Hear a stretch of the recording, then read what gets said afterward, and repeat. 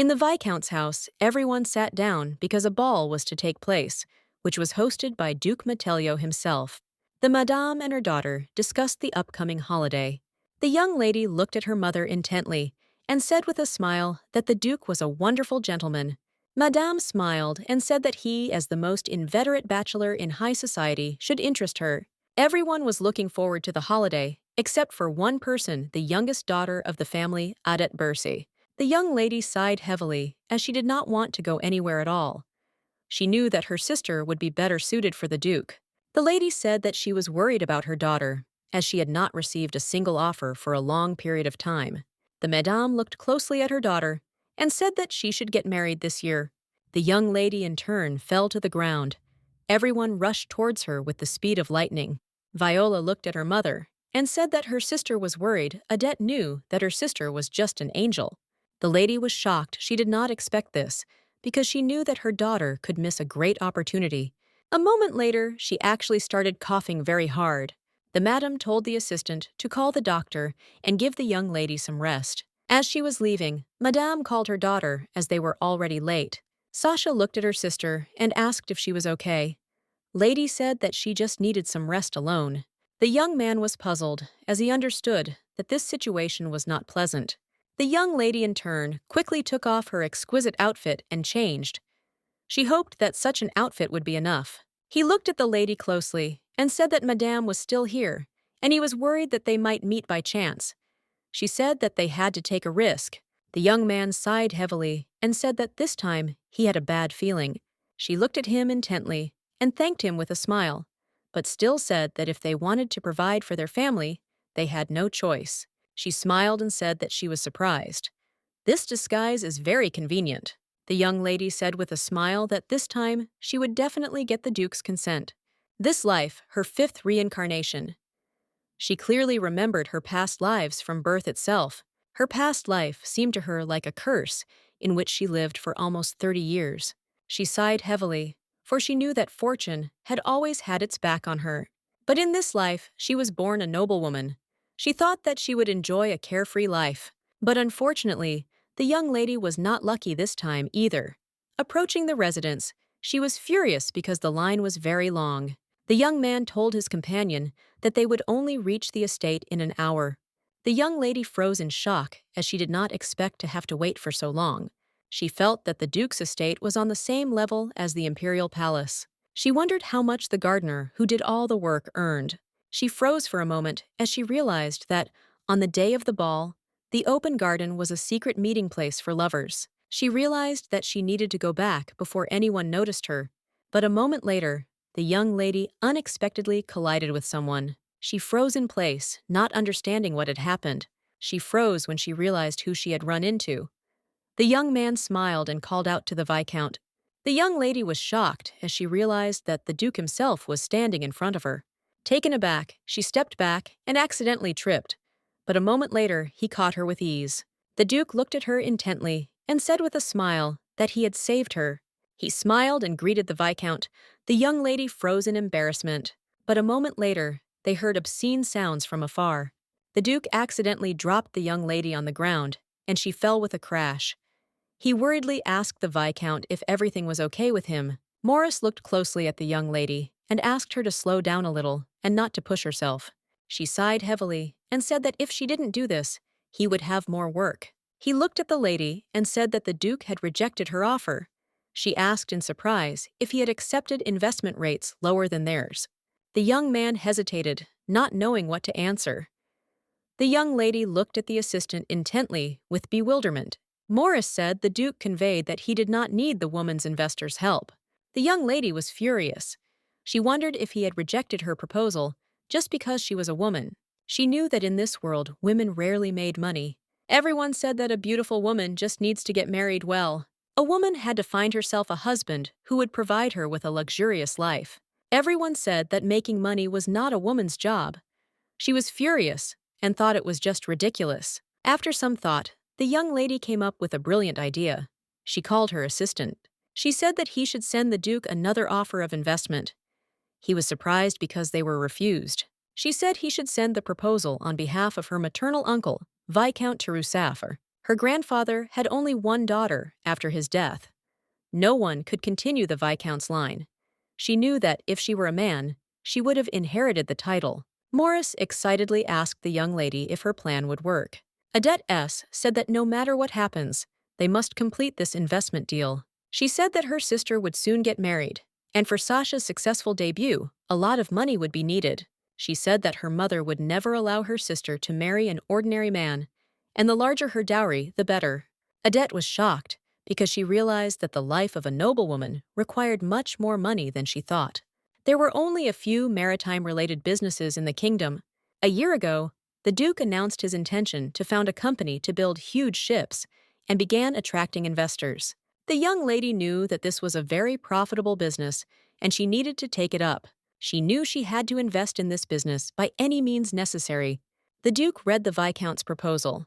He was surprised, as he had not heard the name given before. The Duke said with a grin that it was very funny, and that he needed to meet the Viscount in person. The Duke wrote to the Viscount that he would like to meet in person and discuss the details. The young lady was shocked when she read this letter from the Duke. Morris looked hard at the young lady and asked what they should do. He said he couldn't go, because his face might already be remembered. The young lady sighed heavily and said that she would send a letter to meet him. He looked at her intently and asked if everything would be okay after the meeting. She sighed heavily and said that if it was revealed that the Viscount was a woman, she would be refused again. But if she did not meet, she would again arouse suspicion. On the day of the meeting with the Duke, Morris froze in surprise and screamed as he called out to the young lady. He looked at her in surprise and asked if this was really the only way out. He shouted at her that it was dangerous because she could get caught. She said that she had already gone out in the street like that before, and no one noticed that she was a woman. He quickly realized she was right, but a moment later, he shouted that that wasn't the problem. He shouted that the Duke was shrewd, and he was not a fool like the rest. She wondered what she should do in this situation. She looked at her assistant and told him the situation. He apologized for not being able to find a replacement. She smiled and asked if there was a worthy person who could help her in this situation. He sighed heavily and asked her to be careful, as the Duke might draw his sword. She smiled and asked what he was talking about. He shouted that she should be on guard. She smiled and said that if the Duke killed her, he should take care of her family. The young man was shocked. The king of the state is very old, and for this reason, the crown prince is responsible for state affairs. And his brother, without being present in person, led the army to victory and strengthened his position politically. The young lady entered the estate and looked at it closely. She knew that the knight who had contributed most to the victory was Duke Bangelisker Cade Metellio. The young lady entered the room and looked intently at the Duke. He greeted her with a smile. She smiled and said that she was very honored to be here. She introduced herself as Viscount Tarousaf. The Duke looked at her closely after shaking her hands. He said he had not heard of the Viscount before. She said it was all because their family was on the verge of collapse. The Duke asked where they got so much money. She said that it was left by her cousin's deceased husband. The Duke asked the Viscount with a smile if he knew her sister, and she became nervous. The young lady froze in place and wondered if he knew about their family. She knew that if he lied, things would get more complicated. Adette sighed heavily and said that her sister's name was Viscountess Bears. The Duke said with a grin that he knew about her family. The young lady froze in place in surprise. She did not know what to answer. He smiled and said that the Viscountess was a beautiful woman, and all her daughters were beauties, and they said that the eldest was very smart. He said that the eldest was not as beautiful as her younger sisters, but she was said to be quite smart. She was shocked as he knew about her. She smiled and said that she had not seen her nieces for a long time. She noticed that the Duke was very interested in them. He smiled and said that he would like to meet the young lady one day. She stood frozen in place, not knowing what to answer. Looking at the Duke, she said that even if the girl was a genius, she was still a woman. She said that since ancient times, a woman only needs to get married using her beauty. The Duke sighed heavily and said that he thought differently. And although the Viscount's family had no man, the eldest daughter was managing very well. He smiled and said with a grin that he was very interested in it. In this world, everyone liked beautiful women more than smart women. From a young age, it was natural that her younger sisters received more attention than she did. The Duke surprised her greatly with his words. The Duke asked if there was any reason why the Viscount wanted to invest in their business. The Duke asked if it was all because of Lady Bears. Adette was taken aback and cried out that it was not so. She knew she had to get her act together quickly and make this investment a reality. She looked hard at the Duke and said she believed in the value of shipping. She said that their country had achieved significant growth on the continent, so a new era would certainly begin soon. She said that at times like these large and reliable ships are most needed. She looked at the Duke intently and said that she would like to go into the Duke's business of building iterative ships. He asked if she wouldn't have invested if it weren't his business. He was curious why that was, since she loved the sea so much. She said that building ships is a complex business, and ships require time and money, and also advanced technology. She looked at the Duke and said that this was not something that everyone could do. The Duke smiled and said that this was very interesting, as he had not met a man like the Viscount for a long time. The young lady wondered if this was a compliment. She looked at him closely and thought that the rumors were definitely true, since the Duke was handsome. She asked if she could find out something from him. He said that she could ask, but he would decide whether to answer or not. She asked why he was attracting investors if he could handle everything himself. He looked intently at the young lady and said that this project was state-owned. She looked at him in bewilderment. A moment later, she realized what was going on, that building ships was an attractive business. But since it could become a weapon against the royal family if the Duke continues alone, he could face scrutiny from the royal family. She said that she understood everything. The Duke smiled and told the Viscount that he grasped everything on the fly. The Duke told the Viscount with a smile that if he didn't mind, he would like to meet again. The young lady looked at the Duke in surprise and asked what he was talking about. The Duke smiled and said that when the Viscount was comfortable, they could hunt together. She was shocked, as she did not want this. The young lady froze in surprise. She didn't understand why the stake was so huge. She was puzzled because she had been spending time with the Duke. The young lady wanted him to stop looking at her like that. Adette was in shock and told herself that she would never change her clothes again. Contrary to the wishes of the young lady, an invitation arrived from the Duke. Adette was puzzled and didn't know when the conversation about investments would begin. The Duke looked at the Viscount and said that hunting seemed to be too boring for him. She said that it was not so. The Duke told the Viscount that he would like to visit his homeland, since he had not seen the sea for a long time. The young lady looked away and did not answer. She looked at the Duke intently and wondered why he was giving her puppy dog eyes. She sighed heavily and said that he could come to her any time. She mentally begged him to stop behaving like this. The Duke smiled and said that since the Viscount had invited him, he should come. She was shocked as she did not want him to come. A moment later, the Duke pulled the young lady back, and she froze in shock in his arms. He glanced sideways at the young lady and told her to be quiet. She froze in surprise, and a moment later saw birds in the distance. She looked intently at the Duke, who was looking at his prey with a playful smile. A moment later, a shot rang out, but the young lady did not take her eyes off the Duke. The Duke looked at the Viscount intently and said with a smile that he had hit the mark. She said nothing, only looked away from him. A few minutes later, the Duke's companions ran up to him. The young lady was embarrassed because she was very surprised. She thought that only he could laugh like that. The Duke glanced sideways at the Viscount and said that he was riding a horse much better than he thought. The young lady looked at the Duke with a smile and thanked him. The Duke froze in surprise, but a moment later he smiled himself. The Duke told the Viscount that his estate was near the sea, and therefore he must know the sea well. She said that she could not say that she knew it well. She said that when she thought about what the sea understood, it became unfamiliar. The Duke smiled and said that the Viscount knew much more about the sea than he did. She knew it was natural, since she had been a diver in her past life. She called the Duke and asked if there were many investors. The Duke sighed heavily and said that he had been having so much fun that he had forgotten what they were going to talk about. The young lady was furious. He smiled and said that the investment was fine. He said that the investment in the Viscount was too large, and it was desirable that the number of investors exceed the amount invested. She was puzzled and didn't understand what he was talking about.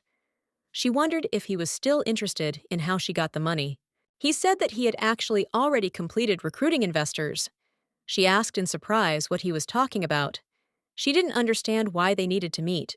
He smiled and said that at first he was interested to hear that a family he had never heard of wanted to invest a huge amount of money. He smiled and said that he then thought he would be fun to be with and wanted to continue the conversation.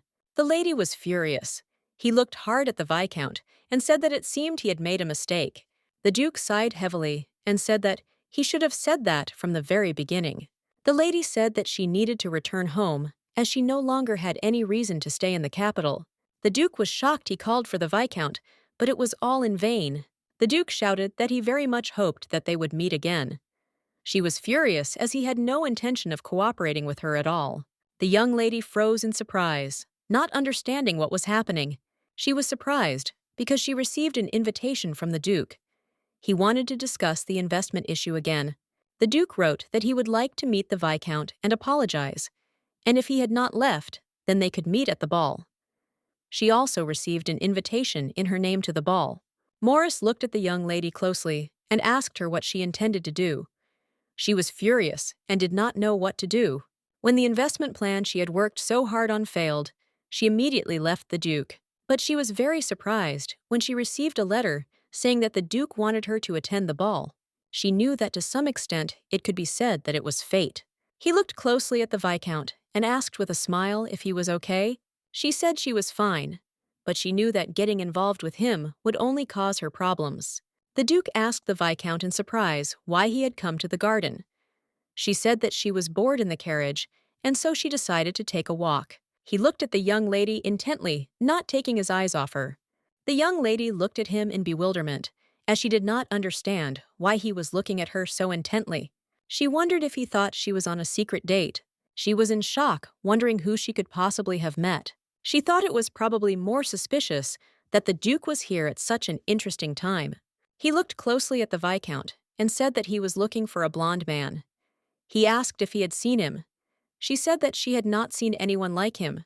She saw that he was creating a smokescreen in case of a scandal due to a meeting with a woman. He smiled and said that they could meet a little later at the party. She slowly entered the hall and heard how everyone was admiring the celebration. Everyone admired the wonderful celebration, which was organized even without the hostess of the house. Madame looked closely at all the guests present and said with a smile that she really hoped that they liked everything. The Countess said that since there was no hostess in the house at the moment, she helped a little with the holiday. Everyone praised her. The ladies were discussing who the Duke would dance with today. The Countess smiled and said that she was also interested in who he would dance his first dance with. The young lady wondered if they knew about the Duke's arrogance. She knew that it would not be easy for the lady who would become a duchess. A moment later, she heard someone calling Lady Bears. She froze in surprise. Turning around, she saw her beautiful sister in a crowd of young people. She froze in surprise as she thought someone had called her. All the ladies said that Viola was very beautiful, and many people were courting her, and they were wondering who she would marry. The young lady glanced sideways at everyone present. She heard them discussing that the Duke often danced with Viola. They asked the Viscountess if the Duke had really organized a ball for the young lady. They said that the young lady was very beautiful, and the Duke simply could not help but fall in love with her. Adette was in shock, wondering if the Duke really liked her sister. She wondered if that was the reason he was interested in her investments. Madame looked closely at the Viscountess and asked if Lady Adette had not come today. She said that her eldest daughter's wedding was the most important thing. The Viscountess thanked the missus for her concern. She said that her daughter was not feeling well, and so she should rest at home. The Viscountess in turn turned around in search of her daughter. A moment later, she froze in surprise and looked intently into the distance. The young lady in turn froze as she caught her mother's gaze fixed on her. The Viscountess asked forgiveness from everyone present and hurried to her daughter. The young lady was shocked. She realized that her mother had noticed her and went on the run. A moment later, Madame collided with the Duke and was taken aback. The Duke looked intently at Madame and asked with a smile if she would mind if he danced with her daughter. A moment later, the Duke and the young lady walked into the middle of the hall. Everyone watched the beautiful couple closely as they danced. The young lady in turn ran out onto the terrace with lightning speed. She let out a heavy breath as she realized that she had almost been caught. She knew that if she stayed here any longer, her heart would stop. A moment later, the young lady turned around as she heard someone whispering. She heard them discussing her sister. The young men were surprised, as they knew that the Duke had called her by name. They were furious as they realized that he was trying to hit on her. The young man looked at the young lady with a grin. He did not believe that the Duke would marry her. The young lady, in turn, was furious because she knew that the young man had already crossed the line. She knew that her sister was much more valuable than the Duke. The young lady stood frozen in surprise when she saw her sister dancing with the Duke. She froze in place when she saw the Duke and her sister looking at each other warmly. She was shocked and wondered if the Duke of Warden was really interested in her sister. She didn't know what would happen to her in that case. She stood quietly to the side while everyone discussed the Duke and his companion. A moment later, the Duke saw the young lady and gestured that they needed to talk. She looked at the Duke with bewilderment and did not even move from her place. The man quietly approached the young lady and said that the Duke was calling the Viscount to talk. Madame looked intently at the Duke, who was leaving with the Viscount. She looked at the Duke in surprise and asked if he was really accepting her investment. The Duke smiled and said that everything was correct, but there were a couple of conditions. He told the Viscount that he must sell him the territory of Villeneuve to lease for a long time. He said that the Viscount could sell the estate to him or provide it for a long time. The Viscount said he understood, since the Duke wanted to set up a shipping company in that place. The young lady looked at the Duke intently and said with a smile that it was an excellent idea. They drank champagne to the great deal. The young lady was happy because she knew that the hard time was over. The Duke looked hard at the Viscount and wished him a good journey, but a moment later he asked for a minute. The Duke looked closely at the young lady and said with a smile that he would like to see her in a dress next time. At the same time, he called her the eldest daughter of Viscount Burs. The young lady was shocked. The contented Duke returned to the estate, while the young lady screamed indignantly in the carriage. He smiled and said that the young lady had herself to blame for this. He knew that no matter how important it was, she really came and disguised herself as a man. He was surprised when he saw the amount of money she wanted to invest. The butler said that, after doing a little research, he discovered that the Viscount was connected to the Burs family. The Duke knew that this family were nobles without pride, as the family made money using the resources from their land. The Duke thought that the letter was sent by the Baron's son in order to invest. The butler said he had learned that the Viscount had only one daughter, the current Viscountess Burs. The Duke was surprised that his eldest daughter used this name without any fear. He realized that she was problematic. The Viscount was bad at investing and running a business, but his eldest daughter was very different. The Duke was surprised, as he could not imagine that she would come to him dressed as a man. When he made further inquiries about their family, he learned much of what he wanted. The lady had a surprising naive side. Adette was shocked because she realized that the Duke knew that she was a girl. Morris asked the lady excitedly if everything was okay with the investment. Adette wondered since when he knew she was a woman. The young lady was in shock and simply could not believe everything that was happening. The madam looked at her daughter and asked if she was okay, as she had heard screams coming from her room the previous night. The young lady apologized to her mother because she had not been well the previous night, but she was fine now. Madame smiled and said that it was clear that she was working hard for the good of their family. She smiled and said that thanks to the young lady, they could live a luxurious life. The madame said with a gentle smile that she did not need to put too much pressure on herself.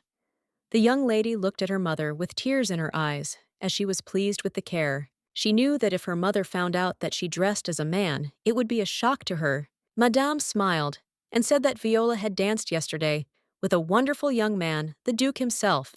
The young lady said heartlessly that it must have been very sweet. Madame smiled and said that lately the Duke had only danced with her, and everyone was very jealous.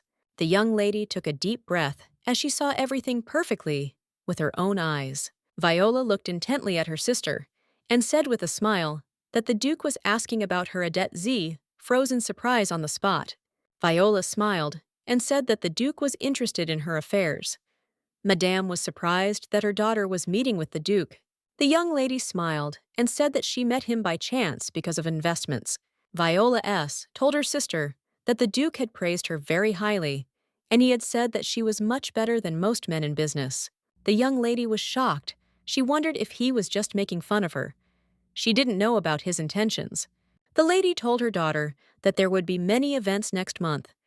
She smiled and said that she would prepare everything necessary. She smiled and said that her sister would soon receive an offer, and they could buy as many outfits as they wanted. The madame looked closely at her daughter and asked if she shouldn't get married this year. The young lady was shocked as she was forced to try on outfits. The viscountess asked madame what was currently in fashion. Madame smiled and told her about all the new items. The young lady looked intently at her sister and called her. The viscountess begged madame to make the young leaguer's breasts larger. The viscountess wanted madame to add more exquisite ribbon embellishments. The young lady sighed heavily. She knew that she would never get married in this life. Unfortunately for her, when she got married, she was dying all the time. In all her previous lives, when she was dying, the young woman had one more thing in common. On her wedding day, according to her calculations, she was executed because of the revolution. In the next life, she was quickly sold as a concubine, without a second thought. But unfortunately, she died that day, due to the invasion of Japanese enemies.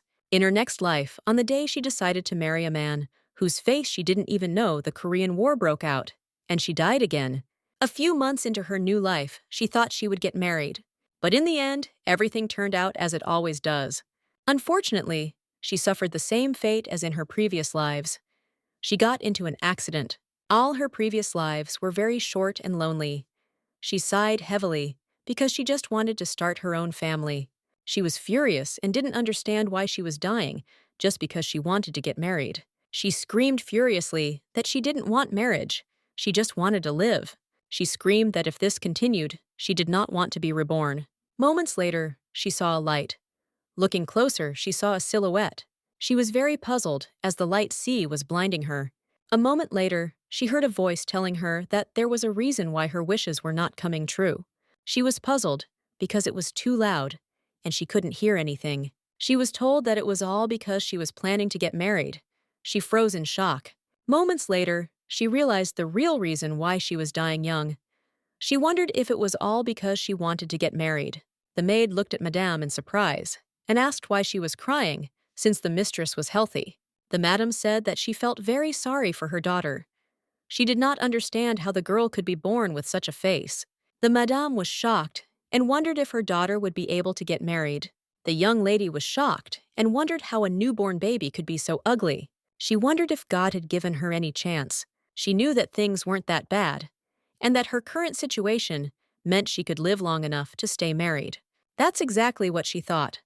But from the day of her debut until today, she remained alone. She knew she wouldn't get married, and so she consoled herself with the thought that she was doing everything right. Madame asked her daughter what she thought of the Viscount. Although they had a small age difference, he was alone. The young lady was shocked and wondered if there really wasn't a big age difference between them. A moment later, Madame looked intently at her daughter and asked what she thought of that gentleman. The young lady was shocked. She learned that it was all useless, since even such men would not be interested in her. The madam looked at her daughter and asked her with a smile to wait a little. The young lady knew that soon her mother would give in and everything would be fine. A moment later, she heard some noise. Turning around, she saw her sister dancing. All the men said that the young lady was dazzling, and they were very eager to dance with her. A moment later, the young people said that Burr's first daughter was present at the event today. For some time, they discussed and compared the sisters. The young lady was furious, because the young people did not shine with beauty. She looked sadly into the distance, as this was the reason she hated going to this event. The madam looked intently at her son and called him. The young man greeted the Viscountess with a smile. Madame smiled and said that they had not seen each other for a long time. The young lady in turn froze in surprise, as she understood that mother was looking for a husband for her. The madam looked intently at her daughter and called her with a smile. She smiled and said that it was very convenient that her daughter was nearby now. She called her. The young man froze in shock. He looked at her with contempt. A moment later, the young lady came closer to her and introduced herself with a smile. The madam smiled and said that the young lady had high manners. The madam looked at her son and said with a smile that he should ask her to dance on the lady's spinning top. The young man was in shock, and he saw his friends mocking him from the side. The young lady in turn was furious. She wanted them to stop, since she didn't even want to dance. The young man slowly approached the young lady and asked if she would like to dance. But a moment later, everyone froze in place in surprise as they saw the Duke. The Duke slowly approached the young lady and, with a radiant smile, asked if she would give him her first dance. Adette froze in place with embarrassment. She was surprised and did not expect this. The Viscountess looked intently at her daughter and said that the Duke extended his hand to her. A moment later, the young lady finally agreed to dance with the Duke. For a while, everyone looked at them intently. He smiled and said that she was good, not only at riding horses, but also at dancing. He called out to her with a smile still. But a moment later, O fraternized with her like a lady. The young lady sighed heavily and said that he seemed to have some strange hobbies. She looked at him and said she would have preferred if he had told her about it from the beginning. He just laughed. He said with a smile that he could never have imagined that a young lady from a noble family would appear in such a state. The young lady in turn froze in embarrassment when the Duke lifted her into his arms. Everyone looked intently and with admiration at the young people who were dancing for their own pleasure. She was shocked because she realized that the Duke was performing a dance, that he only dances at the debut. She sighed heavily and said that she had no other choice, since he had refused her investment because she was a woman. He smiled and said that it seemed like there was a misunderstanding between them, since he refused because of the business she was involved in. He said that he is a knight and his duty is to protect his homeland, and he sheds blood and stands guard over the land. Looking at the young lady, he said that the act of simply buying and selling them did not look good to him. The Duke said that even at the first meeting, he tried to humiliate and drive her away. He smiled and said that during their dialogue, contrary to his expectations, she appeared to be a completely different person. He said with a playful smile that he really enjoyed spending time with her, so much so that he wanted to be her friend. The young lady froze in place in surprise. She had not expected to hear such a thing at all. He smiled and asked if she would like to dance with him again. The young lady looked at the Duke with confusion and surprise and asked what he was talking about. The young lady wondered in surprise if he didn't know that only lovers did that. She was shocked because even at none of her birthdays had she attracted as much attention as she did now. Viola told her sister, with a joyful smile, that everyone was interested to know about her relationship with the Duke. The young lady smiled and said that they were just talking about business. She smiled and asked if they were talking about investing in a shipping company. She was glad that everything worked out for her sister. She wondered if she had discussed this issue with her sister before. A moment later, the sisters looked intently into the distance. The crown princess's maid, the young countess, Reina Hubadin, approached the sisters with a smile. She stared at her sisters for a moment without saying a word. A moment later, the young countess looked at the young lady with a grin. Adette Z froze in place in surprise and wondered if the young lady was actually laughing. The countess smiled and told the young lady that she was even more beautiful up close. She said that there were also rumors of her engagement to the Duke. She looked at the young lady with a grin and said that he had danced twice with the one who was her older sister. The young lady stood frozen in surprise for a moment as she realized that it was no longer surprising that the countess had approached them.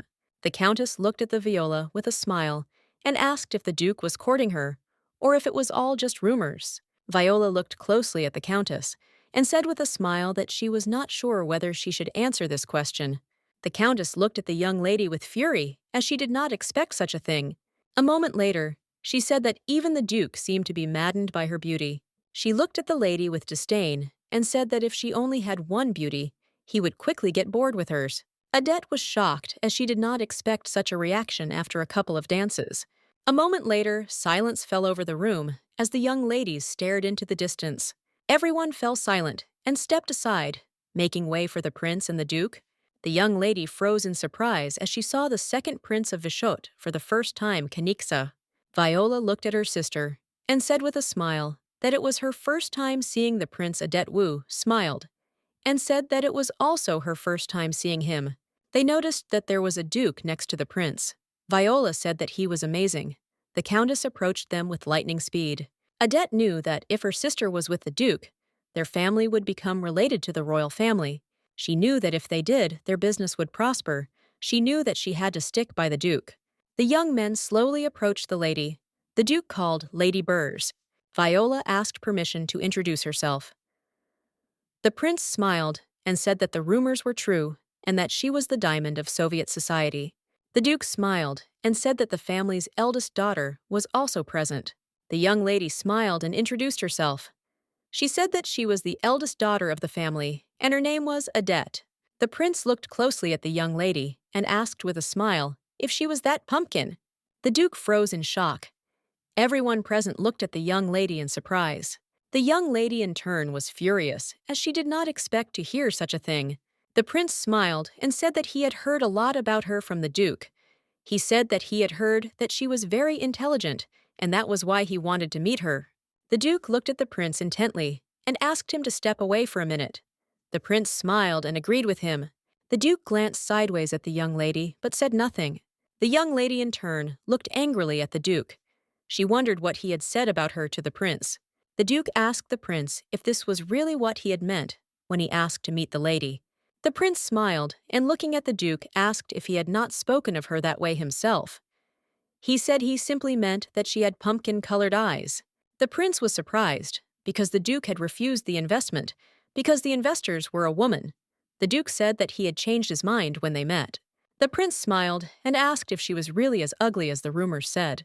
The Duke said she had normal pumpkin-colored eyes. The prince smiled and told the Duke that he was the kind of man who would never marry. The Duke said that he was only speaking on a business matter. He told the prince not to worry, as he had no intention of getting married anyway. The prince sighed heavily and said that, if this was so, he was very glad. The prince looked at the Duke with a smile and said that he very much hoped that he would not change.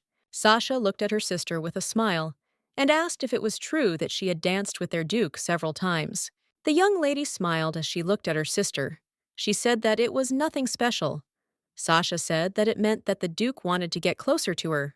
She smiled and, looking at her sister, asked if she really wanted to say something about this.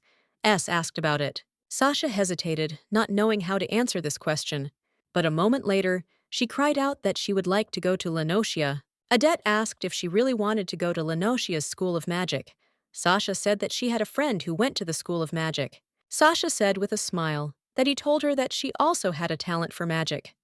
Adette said that her mother would be against it. Sasha shouted to her sister that she was a girl herself, but their whole family depended on her. She shouted that she wanted to become not a good wife and mother, but a real magician. Adette sighed heavily and said that even if their mother gave her consent, it would still be difficult for her to get in, since in order to enter the school she needed to have a recommendation from a person with the title of Marquis or higher. Adette said that she really wanted to help her sister, but it would be hard. Sasha told her sister with a smile that that's why she brought it up. Sasha asked her sister with a smile if she could ask the Duke for a letter of recommendation since she was such friends with him. Adette was shocked by what she heard. She immediately remembered his arrogant smirk with which he told her that she was the pumpkin lady. Adette was in shock and knew she just couldn't do it. A moment later, the butler entered their office and told the young lady that she had a guest. The young lady was surprised, as she had not invited anyone. She knew that her mother and sister were not at home. The butler said that His Excellency the Duke had come to see the young lady. The young lady was shocked, as she did not expect such a thing. Sasha, in turn, was very happy that the Duke himself came to them. The young lady looked at the Duke intently and said that he had come to visit them suddenly. The Duke smiled and apologized for his bad manners. The lady was shocked, as she understood perfectly well that he himself knew that it was impolite, but for some reason he came unexpectedly, and without even informing the Duke, asked the young lady where the other members of the family were. She smiled and said that her mother and sister were away. She looked closely at the Duke and wondered if he had come to meet her sister. She said that she was thinking of her returning in the evening. The Duke smiled and said that everything was fine, since today he had come to see her in person. The young lady looked at the Duke in bewilderment and asked what he was talking about. The Duke smiled and said that her younger sister looked very much like Lady Viola. She looked at him in surprise and asked why he suddenly started talking about this. The young lady in turn turned around as she realized that her sister was somewhere nearby. She was shocked when she saw her sister hiding behind the door. The Duke looked closely at the young lady and asked with a smile if she could introduce him to little Lady Bersatia, in turn beamed with happiness. The Duke looked closely at everyone present and said with a smile that the rumors that the young ladies of the beauty family were not lying. Odette was furious, since just recently, he called her a pumpkin. The Duke looked at the young lady with a smile on his face. He smiled and asked if those were the books from the royal library on her shelf. She smiled and said that they were very useful in running a business, and that was why she often visited the library. He looked at her closely and said with a smile that she seemed to love reading. Odette Fee arched her back and said that was exactly it. She remembered being told that reading was a rather extravagant hobby for a girl. The Duke looked closely at the young lady and said with a smile that she had a very good hobby.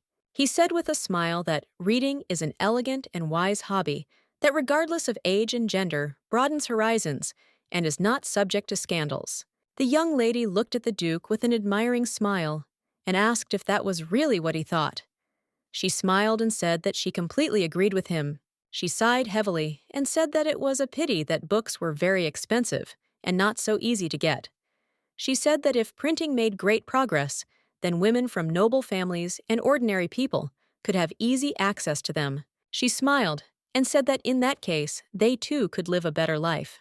She was puzzled because she herself, without noticing, got carried away and began to talk too much. He looked at her closely and said that it was very interesting because she showed by her example that women can also manage businesses well.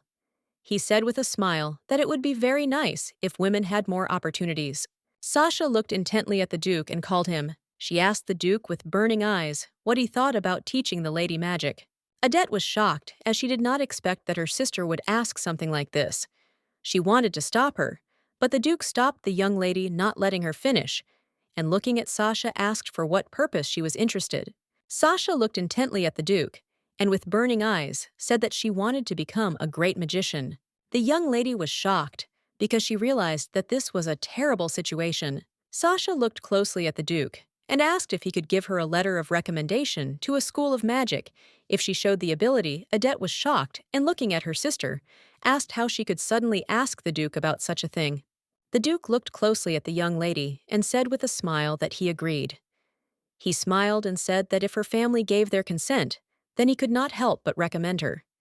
He smiled and asked if he could see for himself that the young lady had abilities. He said that he also knew how to use a little magic. A moment later, the young lady decided to show off her abilities to everyone present. He smiled and said that if she could fill the given cup with water, he would recommend her to the school. Everyone present froze in surprise as they noticed that the young lady had actually managed to summon water. But a moment later, the young lady still failed to cope with her ability and accidentally doused the Duke with cold water. The Duke froze in surprise. The young ladies looked at the Duke in surprise and bewilderment, as they did not expect such a thing. With lightning speed, Sasha left the room screaming. Odette in turn looked closely at the Duke, as she was very worried that he could get very angry. She froze in surprise and embarrassment on the spot, as she noticed his muscles, which stood out very strongly after all his clothes got wet. The Duke sighed heavily and, shaking off drops of water, said that the young lady undoubtedly had talent, and if she wanted it, he would certainly write a recommendation. The young lady approached the Duke in embarrassment and, asking for forgiveness, said that he could dry himself with this towel. She was puzzled and did not know what to do with such rudeness. She was puzzled and did not know where to look in this situation. The Duke looked intently at the embarrassed young lady. He slowly approached her and asked if she could forget the rude joke told by His Highness the Prince. She froze in surprise. The young lady wondered if he was worried about it. She smiled and said that she would forget about this joke. The Duke looked at her closely and said with a smile that many interesting things had happened since meeting her. He smiled and asked if she had forgotten the promise she had made while pretending to be a viscount. He smiled and said that he would certainly wait for an invitation to Filinu. Madame looked at everyone present and said with a smile that the Duke had recently visited their mansion. She smiled and said that she and her daughter were not at home and they were unable to meet him. Madame said that their eldest daughter received the Duke well. The lady looked at Madame and asked if she knew about the Countess's house party. The lady said that only specially invited ladies and gentlemen go there, and it is a small party that lasts only one night, and they said that if even an old lady goes there, she will soon get married. The lady looked at Madame intently and said with a smile that she would try to get her an invitation. Madame looked at the lady intently and said that she didn't even know that she thought that way about her daughter. Adette was in shock as she understood perfectly well that she would have to suffer again. A moment later, the butler entered the room and with a smile told the lady that a letter had arrived from the Duke's house. Madame smiled as she was very happy. Madame said with a smile that the Duke really wanted to take a walk with her daughters. The Duke turned around because he heard someone calling him. He froze in place because he saw the princess. Crown Princess Alkena Elvange looked at those present with a smile and told the Duke that they had not seen each other for a long time as he had not appeared at the palace. The Duke greeted the princess, and the princess smiled and told the Duke that he looked well. She looked closely at the Duke and said with a smile that she saw the rumors she was not deceived. The Duke looked at the princess in surprise and asked what she was talking about. The princess smiled and said that she was talking about him getting engaged to an immense beauty. She said that everyone was very interested in his marriage. The Duke smiled and told the princess that he did not know that she was also very interested in it. She looked at him intently and said with a smile that he spoke as if he regretted it. She looked at the Duke with a smirk and asked if his chosen one could not become her friend. The Duke thought sadly about what the princess had said. He wondered if they could still be called friends. The princess smiled and said that the young ladies were shedding a sea of tears, and even her servant the countess was very upset to hear these rumors. The Duke looked sideways at the prince and said that he was much more famous than him. The prince smiled and looking at the princess said that he knew that she had come exclusively to the Duke. For this reason, she had not even noticed him. He glared at the princess with his furious gaze. She looked at him intently and said that he should also find a good match to marry. He looked at her in surprise and said that he didn't even know that she supported him about marriage. The princess looked at the prince intently and asked with a smirk what he was talking about. She said that she simply hoped that he would meet a lady from a suitable family. The prince looked at her intently and asked who was really stopping his marriage. The princess did not answer, and with the speed of lightning, she left their company. The prince looked at the Duke with a smile and asked if it was true that he was more popular than the Duke. He smiled and said with satisfaction that his appearance was more outstanding. The Duke sighed heavily. He wondered if he should just hit the prince. Returning to the office, the prince asked the Duke what he was interested in about the letters, whether he had returned them all.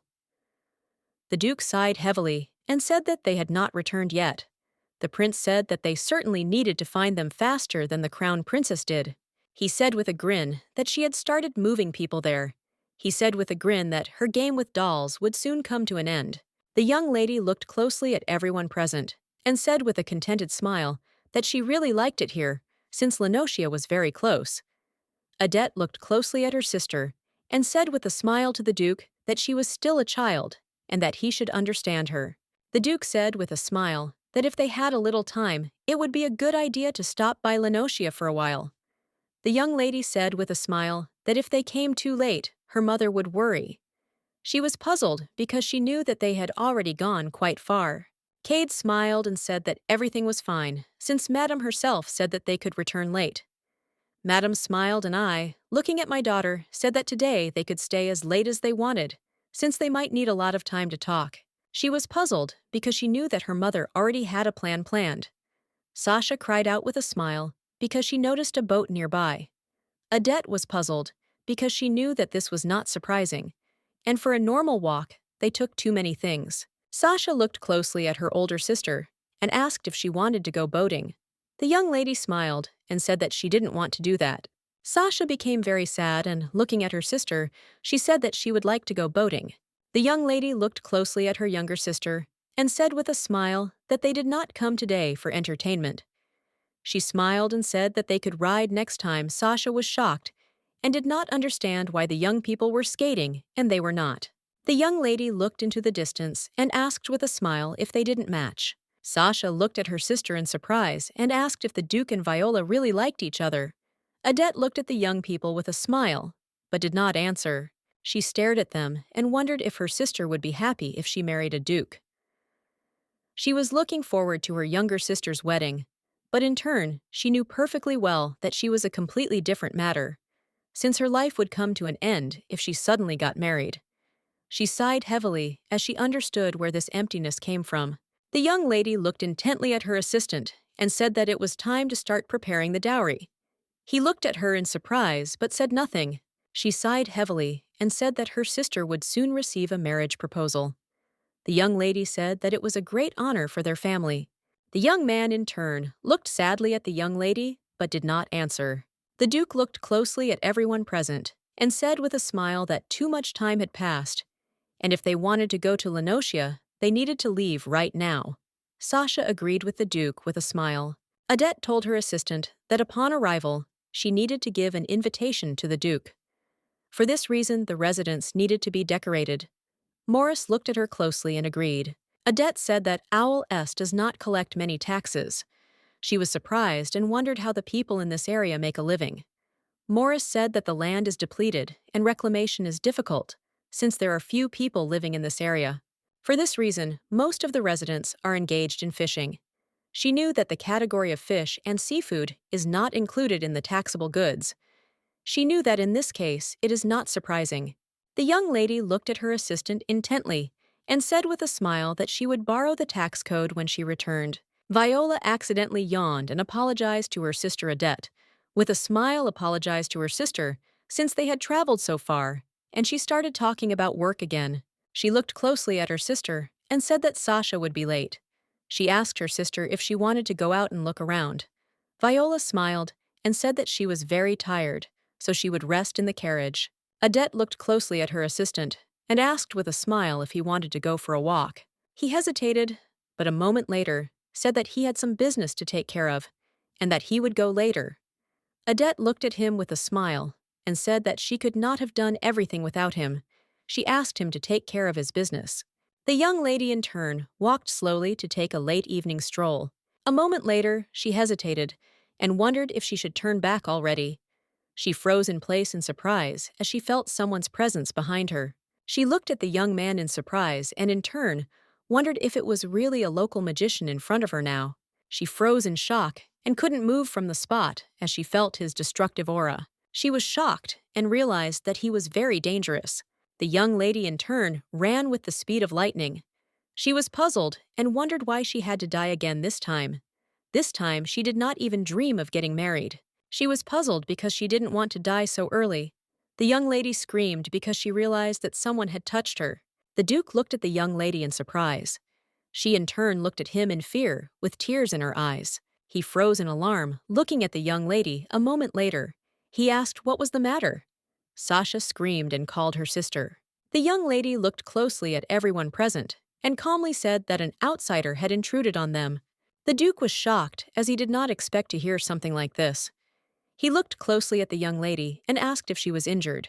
Adette the Five sighed and said that she was fine. The Duke looked at Mura intently and said in a hurry that they had to go already. She looked at the Duke intently and asked him to take care of himself. The young lady sighed heavily and, looking after them, quietly muttered that this was already the 5th time. She looked at Adette intently and said with a slight grin that the young lady was a very interesting person. Adette Z froze in surprise, but did not answer. The Duke glanced sideways at the young lady and asked in bewilderment what Muri was talking about. Muri bowed her head before the young lady and said with a smile that this time she must definitely achieve what she desired. Adette, with everyone on her way back home, but she couldn't get everything that happened out of her head. She wondered if the young lady had actually seen the life she had lived before. Stuck in her head that she should achieve what she wants. She sighed heavily as she understood that she would have been glad if she had not died a quick death. She froze in surprise as she noticed that the Duke was looking at her. She looked at the Duke in surprise and wondered if she had imagined it, and he had been staring at her. The Duke looked intently out of the window and said with a gentle smile that the moon was very beautiful. Adette in turn looked out the window shyly and said with a smile that he was right and she was very beautiful. After the Duke's walk with the young Viscountesses, Beer's rumors of his engagement to Viola spread even faster. To find out the Duke's feelings, Countess Daisy invited 3 people to a party. Everyone wanted to know whether the lady would be engaged to the Duke. The young lady, in turn, had a good time with the Duke. Adette looked at her assistant closely and said that she was right. Anything that comes from the sea is not included in the list of goods subject to tax, and they are mainly engaged in fishing. Therefore, the tax collected there is small.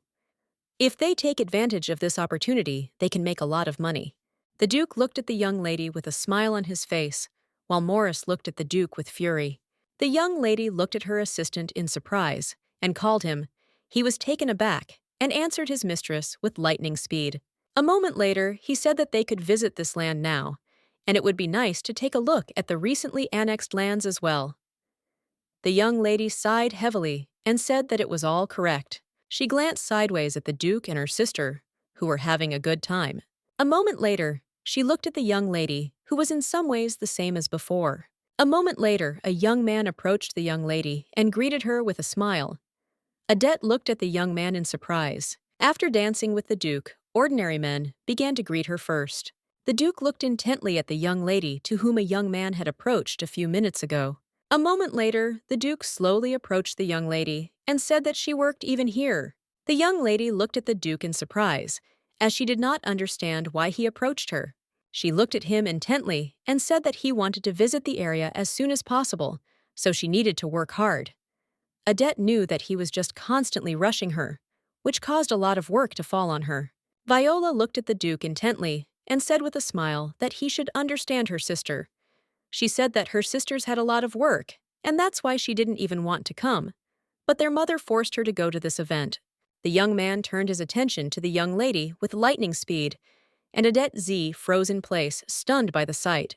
Viola looked closely at the young man and asked with a smile if she had accidentally interrupted his conversation with his sister. The young man smiled and said that it was not so. The Duke sighed heavily and said that, unfortunately, he too had been dragged to this celebration by force. Madame looked at the Duke closely and said with a smile that it seemed like he didn't want to come, but yet he was here anyway. She said that he said he would never marry, so she had no choice but to drag him to the party by force. He looked intently at his aunt and said with a smile that he would like to introduce the young ladies to her. He looked closely at the young ladies and said with a smile that he would like to introduce them to his godmother, the countess. He smiled and said that she was also the organizer of this party. The young ladies in unison thanked the countess for the invitation. The countess looked closely at the young ladies, with a smile on her face, as she knew that they were the ones the Duke was interested in. Viola looked intently at the countess, and with a smile. It seemed that the countess looked intently at her, as she realized that it was she the Duke's chosen one. Adette also introduced herself in turn. The countess looked intently at the young lady. A moment later, she realized that the lady was the same aristocrat she had seen earlier at the ball. Madame looked intently at the Duke and said with a smile that she was very glad. But her preferences had changed again, so she was thinking of postponing his wedding. The Duke looked at his aunt in surprise, as he did not expect to hear such a thing. She looked closely at the ladies present and asked if she should tell them the special reason for opening this party.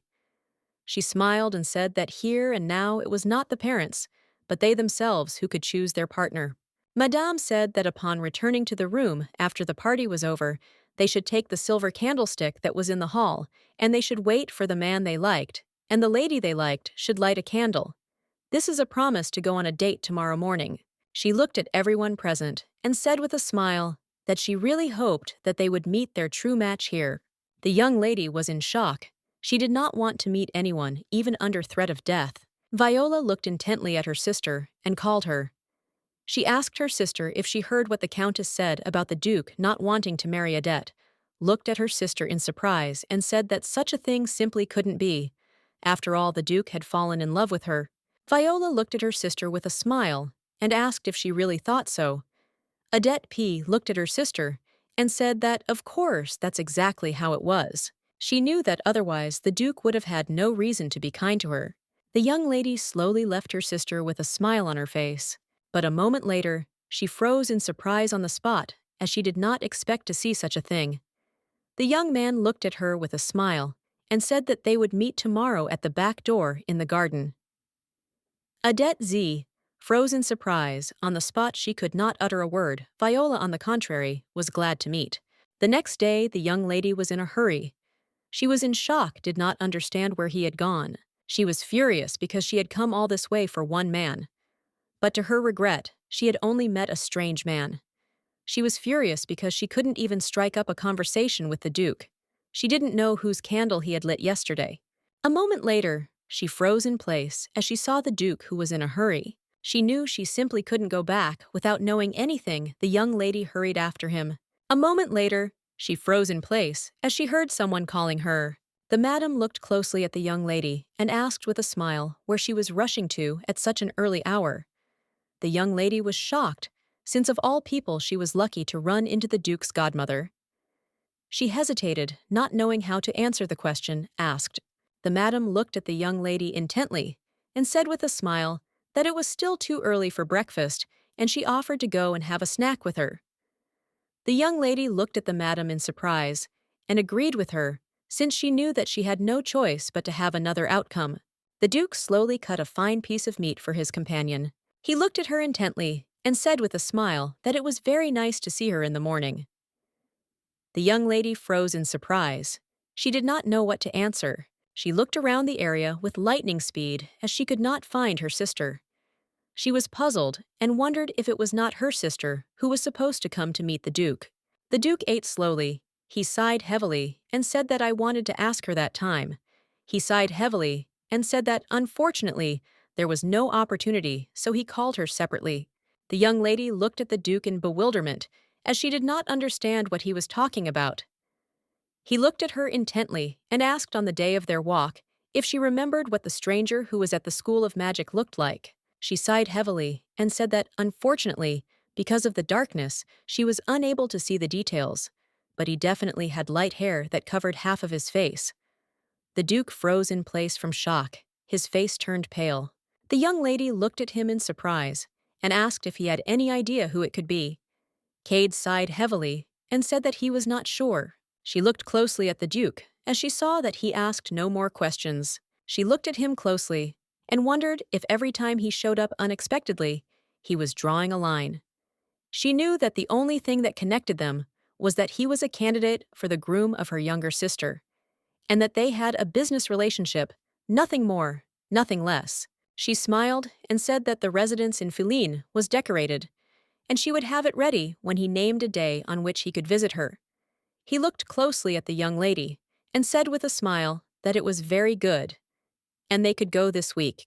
A few days later, the young lady visited the residence in Feline. She was glad because she felt most comfortable in this outfit. She knew that if she continued to dress this way, she would certainly be scolded. Some time later, she sat and gazed intently at the beautiful view of the sea. She realized that this area was very suitable for a shipping company with great depth and a convenient sandy shore. A moment later, they gave it out. She noticed that someone was swimming, and she noticed that a young girl had come out of the sea, and now she was sure that the girl had not been swimming at all. She was surprised that the young girl was collecting materials and working so hard at such a young age. Adette slowly got ready to return home. A moment later, the young lady heard someone scream nearby. The man angrily pulled the young girl back. He did not understand where such a little thing could get so much strength from. She in turn screamed that she would not give him what was hers. Adette was furious and decided to intervene, as she did not understand what such a big man was doing with a small child. The man got scared, and with the speed of lightning, he grabbed the little girl's bag and ran away. The young lady was furious and ran up to the girl and asked if she was okay. In turn, the girl burst into tears. The lady was shocked, as she did not expect this. A moment later, the young man approached the lady and asked if she had a sense of justice that had sparked in her, and she had decided to help. He looked closely at the young lady and said that, now the little girl in the family has nothing to eat. Adette looked closely at the young man, as he was very handsome. She noticed that he looked like he came from a noble family. She looked at him intently and said that it was very rude to do this to someone who was trying to help. She felt like he was like the girl's older brother. He looked at her intently and asked if she really thought she had helped the girl. He looked at the lady closely and said that because of her actions and the horse, she was scared, and everything was taken from her. Adette was furious because she only wanted to help. She looked at the man closely and asked if it would be enough if she replaced the lost food. She said that then the girl would not have to work at sea for a while. She was furious that a grown, healthy man was forcing his little sister to work. He looked at her closely and said with a smirk that it seemed like the nobles thought that money solved all problems. He said that even if there were silver coins in this province, it would be hard to get food with them.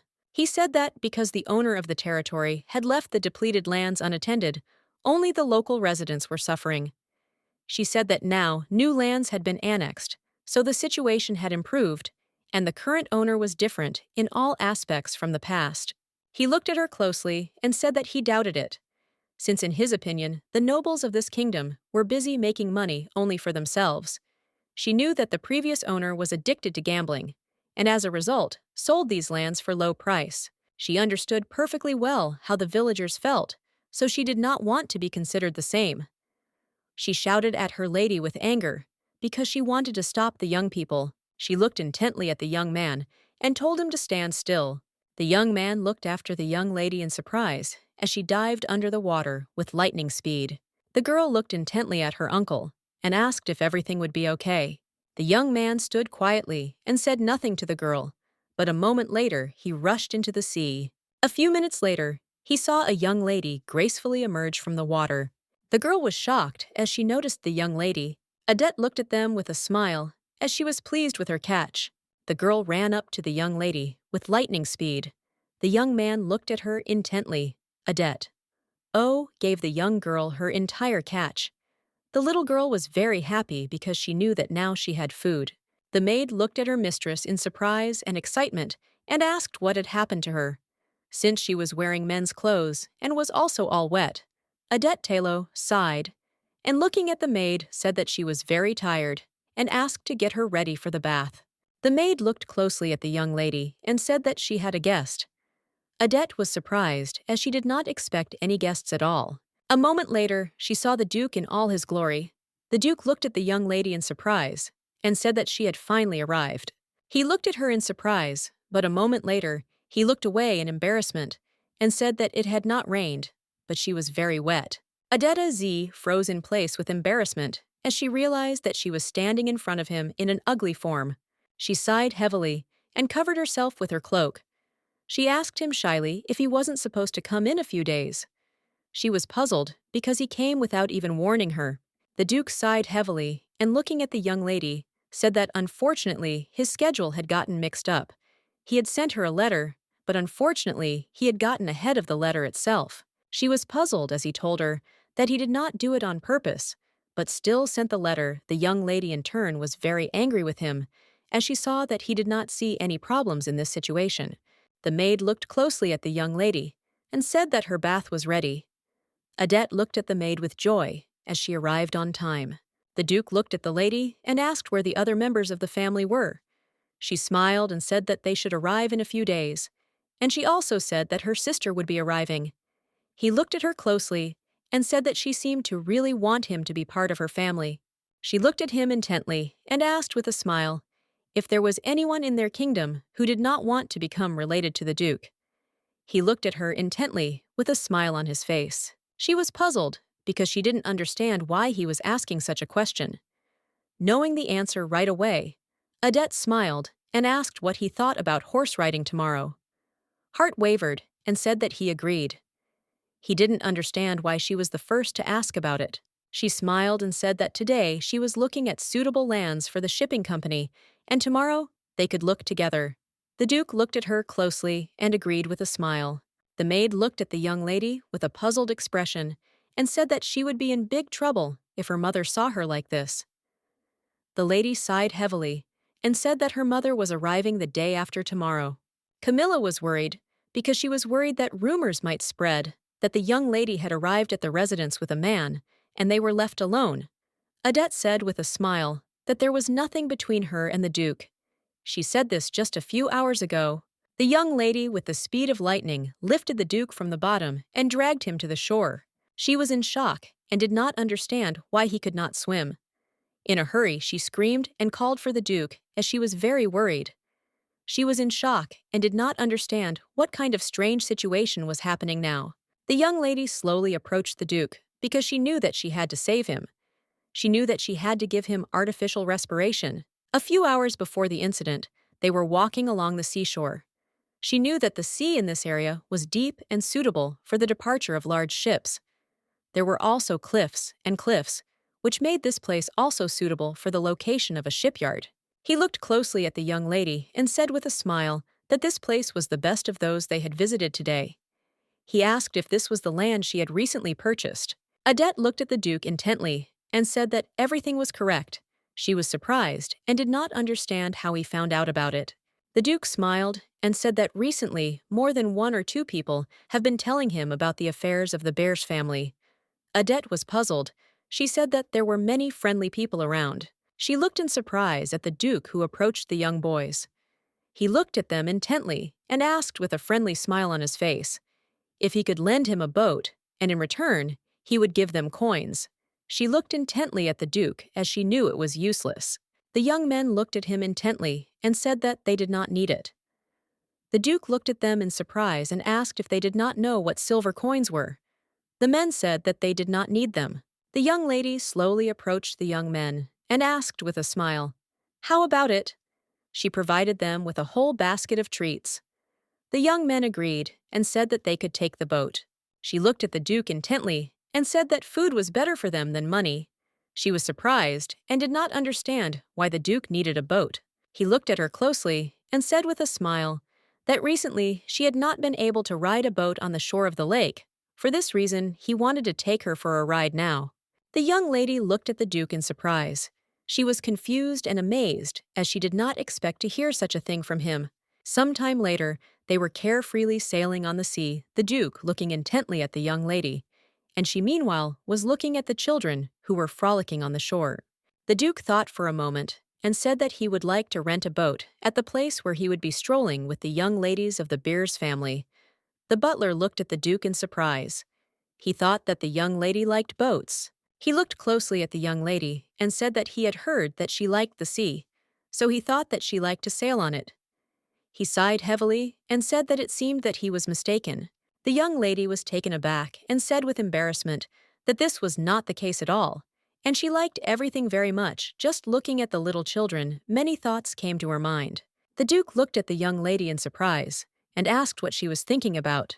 She sighed heavily and said that she was now thinking about what one local resident told her. He said that the ruler of these lands neglected this area, because of which the residents have to live very hard. She sighed heavily and said that while she was attending balls in the capital, they had a very hard time finding a living. The Duke looked closely at the young lady and said that it was not her fault, as the Baron had done wrong by losing the lands given to him at cards. She thought for a moment and said, "The residents might also think that she was no different from the previous owner." The Duke looked hard at the young lady and said that it was not so, as they would soon be grateful to her. They will be grateful that such a person as the young lady became the owner of these lands. Adette froze in embarrassment on the spot. She was surprised because she did not expect to hear such words from the Duke. He smiled and looked at her and said that she would not neglect this territory. She had even already made a deal with him regarding a shipping company, and also sacrificed her freedom and dressed like a man. The young lady thanked the Duke with a smile for his comforting words. He smiled and said that this was not a consolation at all, but just the pure truth.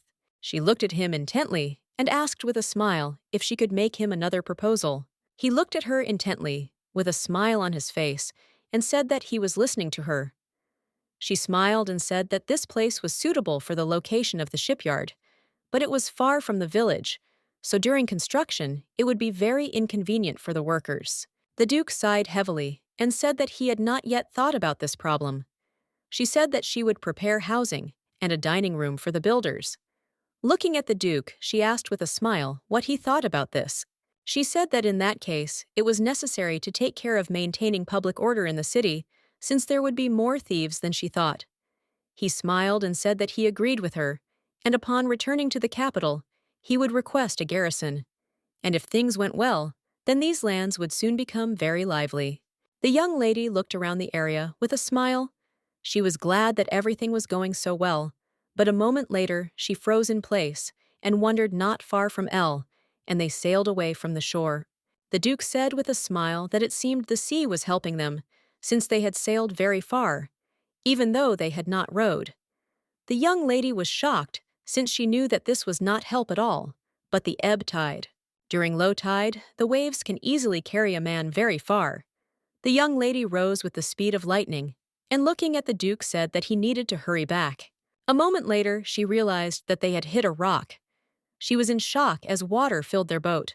She knew it was only a matter of time before the boat sank. She was puzzled because she knew that they had to somehow get to the shore. Adette understood perfectly well that they had a small but a chance. She looked at the Duke with excitement and called him. The young lady asked him in a hurry if he could swim. But a moment later, she froze in shock as she saw the Duke drowning. She screamed and called for him, but it was all in vain. With the speed of lightning, the Duke plunged under the water. The young lady in turn did not lose her head, and with the speed of lightning dived after him in order to save him. Adette S. was able to save the Duke with artificial respiration. She looked at him worried because she saw that he had already woken up. She was very frightened and hastily called for the Duke. A moment later, she exhaled heavily as she felt relieved after he woke up. She said that they were very lucky that there was an uninhabited island nearby. The Duke looked at her in surprise and asked if she really saved him. He looked intently at Adette, and with a smile on his face, said that if it weren't for her, something irreparable would have happened to him. He sincerely thanked the young lady for saving him. Adette Z froze in embarrassment on the spot. She was excited and did not know whether they would be saved today. The Duke looked closely at the young lady and said that when they saw the horse at the parking lot, they would definitely start looking for them. He said that they should light a fire, as this might help. The Duke, with his lightning speed, used his magic and lit a fire. The young lady was amazed, as she did not expect to see such a thing. She glanced sideways at the Duke, because she felt different from usual around him. She wondered if it was all because they were stuck on a desert island, just the two of them. She hid her eyes from him. He looked closely at the young lady and said that she seemed to have a fever. She looked at him with confusion, as she did not expect such a thing. She looked away from the Duke and said that it was all because of the fire. He smiled and said that it was very good that she was not ill. He sighed heavily and said that she must be very tired and could now sleep peacefully. Adette looked intently at the Duke and agreed with a smile. She slept quietly, but suddenly heard the Duke calling her. The Duke looked at the young lady with concern and called her. He said that she should wake up as it was already starting to rain. Looking at the gathering clouds, the Duke said that there was no point in drying clothes anymore. Adette froze in surprise when she saw the Duke begin to take off his shirt. He looked closely at the young lady and said that if the body temperature drops, it will be very dangerous in this situation. She was in shock and did not know where to look. She froze in place from embarrassment. The young lady was very worried because he was too close to her. She knew that it was very dangerous and harmful to the heart. The Duke glanced sideways at the embarrassed young lady. He looked at her intently and said that they needed to stand like this for a while. She froze in place, not knowing what to answer. He sighed heavily and said that lighting a fire and calling for help would not work, and they would need to find another way. A moment later, the young lady looked into the distance, and a brilliant idea came to her. She ran up to the Duke and asked if he could give her his shirt. The Duke looked at her in surprise, as he did not expect to hear something like that. The Duke was shocked, as he did not expect such a thing from the young lady. He looked at her intently and asked what she was making. A moment later, the young lady looked at the Duke with a smile and said that she had already done everything he asked in surprise what it was, as he had never seen anything like it before. She smiled and said that by launching it into the sky, they would be able to call for help. He looked at her skeptically and asked if it would work. She looked at the Duke intently and said with a smile that they should still try. She was puzzled because a lot of time had passed and she was very tired, but unfortunately she couldn't do anything. The Duke looked at the young lady with a puzzled expression and asked her to stop. He said that he would like to try it. Adette, in turn, did not want to give up just like that. She said that she would try one more time. The Duke looked closely at the young lady, who was trying to fly a kite. Adette looked at the Duke with a smile and said that he should see it since she had succeeded. The Duke in turn looked at the young lady with a gentle smile. He said that it was true amazing. The Duke walked slowly up to the young lady with a smile on his face and said that it looked amazing. The young lady slowly walked back and accidentally bumped into the Duke. She asked for forgiveness because she did not expect to bump into him, but moments later, she fell into his arms and looked at him with bewilderment. Kate, in turn, looked at her with a soft smile. He touched her face tenderly and said with a smile that he would take care of it so that she could rest for a while. She froze in surprise and still agreed with him. The young lady watched the Duke closely. She thought he was very hot without his shirt. She looked at his beautiful body from afar and could not take her gaze off him. A moment later, memories from the previous night came flooding back to her. She confusedly wondered if she was going crazy. Adette was in shock and wondered what she was thinking in such a situation. A moment later, the Duke called the young lady and said with a smile that a boat was heading towards them. The Duke looked closely at the young man and thanked him with a smile for saving them. He asked if the young man usually sailed this route. The young man said that he usually did not do this, but this time he saw something in the sky and decided to see what it was. The Duke looked at the young lady with a soft smile and thanked her, since it was thanks to her that they were saved. A moment later, the Duke looked back as he heard someone calling him. The knight looked at the Duke with concern and asked if he was safe. The Duke looked at the knight and said that they had arrived very quickly. The Duke smiled and said that, fortunately, a fisherman found them. He told the knight to give the fisherman 3 gold coins and that they should also buy the fisherman some good clothes. The knight was taken aback when he looked at the young lady as he saw her falling to the ground. Adette, in turn, sighed heavily as she realized that she had relaxed too much. She was puzzled and did not understand why she wanted to sleep so much. A moment later, she collapsed to the ground with a crash. The madam looked at her daughter with concern and asked what had happened to her. The young lady, in turn, lay on the bed with a strong fever. Madame angrily looked at the maid and asked what had happened. The maid hesitated, puzzled, and a moment later, she said that the young lady had gotten caught in the rain while out for a walk yesterday, which is why everything had happened. The young lady, in turn, asked her maid not to tell Madame what had happened to her. Madame sighed heavily and, looking at her daughter, said that it seemed that she was very tired when she alone received the Duke as a guest. She told her daughter something, and today she should just rest and not worry about anything. Writhing in heat and pain, the young lady still agreed with her mother. Adette slept quietly in bed. Through her sleep, she felt a delicious smell. She heard laughter from the room and thought that her family was doing well, even without her. She slowly got out of bed as she felt disappointed that she had just been lying in bed all day. She slowly walked to the window and looked out onto the street. She looked in surprise at the Duke, who was fencing. The maid looked at the young lady in surprise and called her anxiously. She screamed and said that the cold wind was contraindicated for her, and with the speed of lightning, she closed the window. The Duke looked intently in the direction where there had just been noise. The maid looked closely at the young lady and said that she should rest well and get well. Soon, Camilla said with a smile that she would then be able to dine with the Duke and even ride a horse. Adette, in turn, understood perfectly well that this would not happen even if she got well, because Viola was now nearby. The young lady looked out the window and saw a beautiful picture. Sasha saw her sister with a smile and greeted her. Sasha smiled and said that the Duke taught her to ride a horse. Adette looked at her sister and said with a smile that she was great. The Duke looked at the young lady with concern and asked if she was feeling well. She smiled and, looking at the Duke, said that she felt much better. He looked at her intently and said with a soft smile that he was very glad about it. She looked at him shyly but did not answer. Viola looked intently at the Duke. Adette looked at her sister with puzzlement as she saw her gaze. The maid looked closely at the young lady and asked if anything had happened between her and the Duke. She smiled and said that nothing had happened between them. And if her sister found out, she might be upset. She asked the maid to make sure that the people in the residence did not tell anyone. Sasha looked closely at her sister and said with a smile that they could go to their shore together a little later. The young lady looked at them intently and said that she could not, as she needed some rest. She smiled and wished them a good walk. With the speed of lightning, she turned around as she did not want them to see her face. She sighed heavily and thought that, most likely, because of her illness, she had become weaker in spirit. Late in the evening, the young lady went down to the kitchen to drink some water. She was puzzled because she knew that when the Duke and her sister got married, she would often see a similar picture. She was very worried and did not understand why she did not want this. Adette sighed heavily, knowing it wasn't even funny. The Duke looked at the young lady in bewilderment and called her. She in turn looked at him in surprise and called out, She did not understand why he was not sleeping at such a late hour. Cade sighed heavily and said that, unfortunately, sleep did not come to him.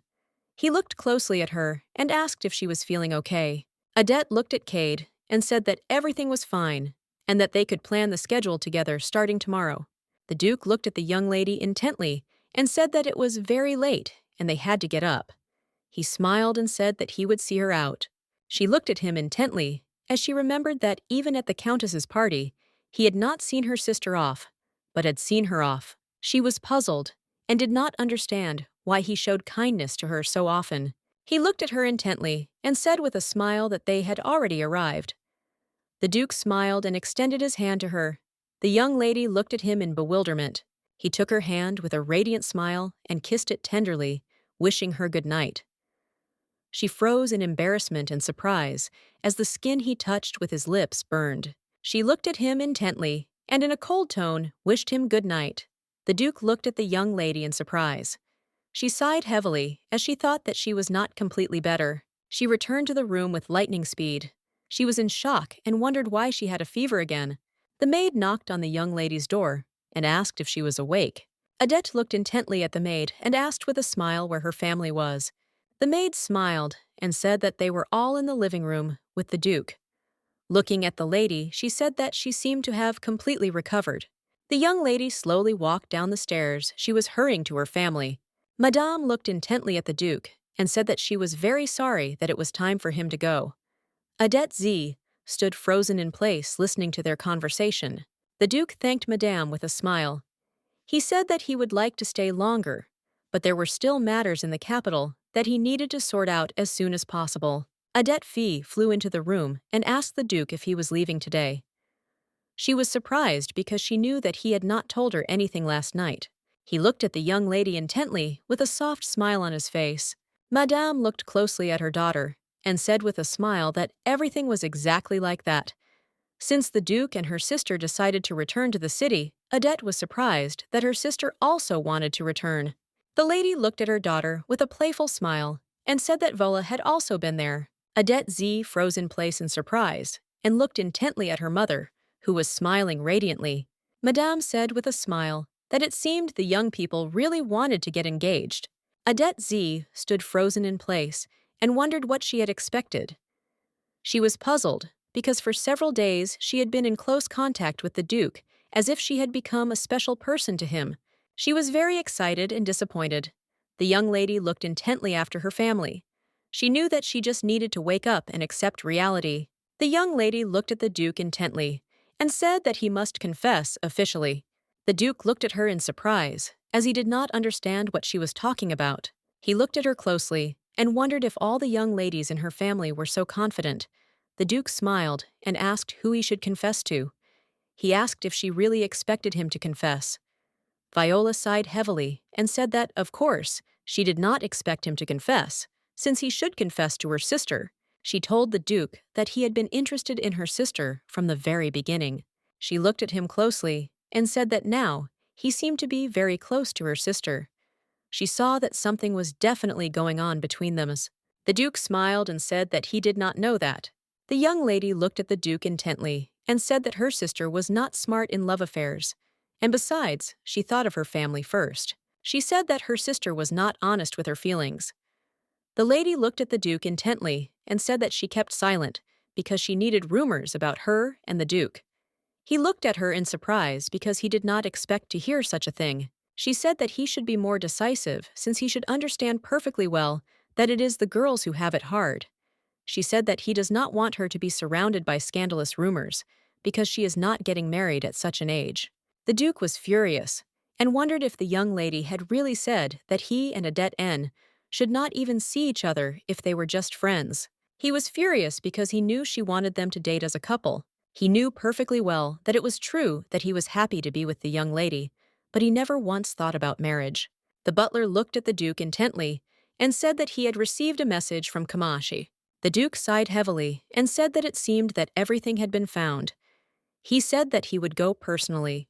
The butler looked at the Duke with excitement and said that a young lady had come to see him, and she spoke as if she had urgent business with the Duke. The Duke, in turn, rushed with lightning speed into the office where the young lady was waiting for him. He quickly entered the office and saw an excited young lady. Adette looked intently at the Duke and with a scream called out to him. He felt an unknown emotion as soon as he saw her expression. He looked at the young lady with concern and asked what was wrong. He said that she should calm down and sit down. The young lady looked sideways at everyone present in the room and asked the Duke to tell everyone to leave. The Duke looked closely at all the servants present and said that if necessary, he would call them, but now they should go out. Now the Duke realized that all his thoughts were arrogant. The young lady looked at the Duke trembling and asked if he had dropped her sister off in front of the mansion yesterday. The Duke looked at the young lady with a puzzled expression and said that her sister had said that she had some business to attend to and had asked to be dropped off in front of the dressing room. He said that he had told her that he would wait for her, but she had refused. The Duke looked at the young lady with concern and asked what had happened. Adette said in a trembling voice that her sister was missing. The Duke was shocked by what he heard. He stood up with lightning speed and told the young lady that she should wait a little and he would return. She looked at him in surprise. A moment later, the Duke entered the room with documents in his hands. The Duke looked closely at the young lady and handed her the documents. He said that her sister had given him a package of documents before getting out of the carriage and asked him to give them to her. Viola wrote to her sister that she was very sorry, but she was going to go far away with her beloved. She wrote that she loved her family very much, but she could not give up her loved one for anything. She asked her family not to look for her. Adette was shocked because she realized that this was her sister's handwriting. Now she realized that no one had kidnapped her sister, but she had escaped on her own. The young lady was shocked because she did not know who her beloved sister had run away with. The Duke looked at the young lady intently, and with a sad expression on his face, said that he, unfortunately, did not know what had happened, but if she needed help, she could contact him at any time. The young lady looked at the Duke intently and thanked him with a smile, but said that he should not do that at all. She sighed heavily, for she knew that in order for Togo to find her sister, she would greatly need the Duke's help, but she was puzzled, for she did not know how she could tell him about it, since she could not kindly ask him to find a girl who had apparently run away with another man. The Duke looked closely at his companion and asked if her sister had run away. She was taken aback and asked what he was talking about. She sighed heavily, for that was the reason she did not like men who were quick-witted. She looked at the Duke intently and said that it was not yet known. A moment later, the young man ran up to the young lady and called her in a hurry, sir. The young man said that the butler had asked him to deliver an urgent letter to her, as he had learned the whereabouts of the young lady. Madame was furious and beside herself with anger. She was angry at the young man because he had so basely repaid her for his favor. She was furious and did not understand how he dared to take her daughter away. Adette S. was informed that the young lady had run away with Morris. The young lady was shocked and did not expect such a thing from her assistant. She remembered how she told the young man that it was time to prepare a dowry for her sister, since she would soon be getting married. Then he listened to her silently and did not answer. She remembered how her sister asked her about business and investments. The young lady was puzzled, as only now did she understand why her sister was asking about business. She staggered as she felt ill for a moment. The Duke looked at the young lady with concern and called her. Without showing himself for several days, he visited the boarding house, and it was said that a few days ago he ran away with some girl. The servant slowly handed the young lady the letter that he left for her. Morris wrote to the young lady that they were planning to go to the Empire. He wrote that although he had decided to follow the young lady's wish to leave the place, but he knew that the young lady could not cope on her own with the life of a commoner. He wrote that in a few days they would arrive at the border. He asked her to be sure to follow her sister and convinced the young lady he hoped that she would arrive before it was too late. The young lady was furious as she knew perfectly well that it was because of him that she had to dress up as a man again. The Duke looked closely at the young lady and said with a smile that it suited her very well. He said that he had worn this outfit in his youth, but he was very glad that the clothes suited her. She looked at the Duke in surprise and wondered if it was really a compliment. She disguised herself, and for security reasons, since there are many bandits in the border area, The Duke looked closely at the young lady and asked what about her wearing his suit. She was shocked since he then openly told her to dress up as a man. She sighed heavily and asked for forgiveness for the fact that Dee had used his help to such an extent. The Duke looked at her closely and said that in this situation, every hour was important, so this matter could not tolerate delay. He said that he had already sent a messenger bird to the border, which could delay their arrival. He sighed heavily and said that unfortunately, they would have to travel all night without stopping to be able to catch up with them. The young lady looked at the Duke intently, as she knew that he was almost engaged to her sister, but now he acted as if he did not care at all. She was puzzled and knew that this simply could not be. The young lady sighed heavily and sincerely asked the Duke for forgiveness. The Duke smiled and said that he was fine, and that she didn't need to worry about him at all. He looked at her intently and asked with a smile if she also thought that he was going to marry the young lady Viola. Adette froze in surprise, looking at the Duke. A moment later, she asked if that was not true, and the Duke sighed heavily and said that it was not true at all. She thanked him, but still did not understand why he helped her so much. The Duke sighed heavily and said that it did not mean anything. She looked at him in surprise and asked with embarrassment what he was talking about. He looked at her intently and said that he thought she had doubts about the reason for his kindness. The Duke, looking at the lady said that she considered her only the whim of a boring nobleman. He looked closely at the young lady and asked what she would do when she met her sister. She sighed heavily and said that it would be right to take her away before rumors spread, because if this situation became known in high society, there would be scandalous rumors. She sighed heavily and said that the current family business and investments would turn into a bubble. But a moment later, she said that she would certainly listen to her sister's story. The Duke looked at her in surprise as he did not expect to hear such a thing. The real reason she was making money all this time was because of what she had failed to do in her past life. She was the one who wanted to protect the fortress called family. All for the sake of protecting this fortress, she would bring her sister home. She didn't know if she would be truly happy, and if her family would be happy. She sighed heavily and said that she thought the scandalous rumors would die down over time, and that she would be able to get her business going again. The Duke froze in surprise, as he did not expect to hear such a thing from her. She sighed heavily and said that her sister would have to hide herself for the rest of her life to preserve the family's honor. She said that she really wanted her sister to be happy. The Duke turned his gaze away from the young lady and said that she was much more romantic than he had given her credit for. He said that she should be realistic. He sighed heavily and, lost in thought, said that her sister had lived her whole life as an aristocrat, and that in the morning she would become a commoner. The young lady, in turn, understood perfectly well that the Duke was right, since she knew very well that her sister didn't know what it was like to go out of her way to survive. She wondered if her sister had chosen this life for herself. A few days later, we finally arrived at the border. The young lady looked around in a hurry. A moment later, she finally found her sister. She screamed and called her Viola, startled when she saw her sister in the distance. Adette looked at her sister intently, and a moment later, she ran after her. She screamed and called for her sister, but it was all in vain. Viola froze in surprise as she saw that her lover had caught her and was holding her. She screamed and demanded that he let her go. She looked at her closely and asked why he stopped her.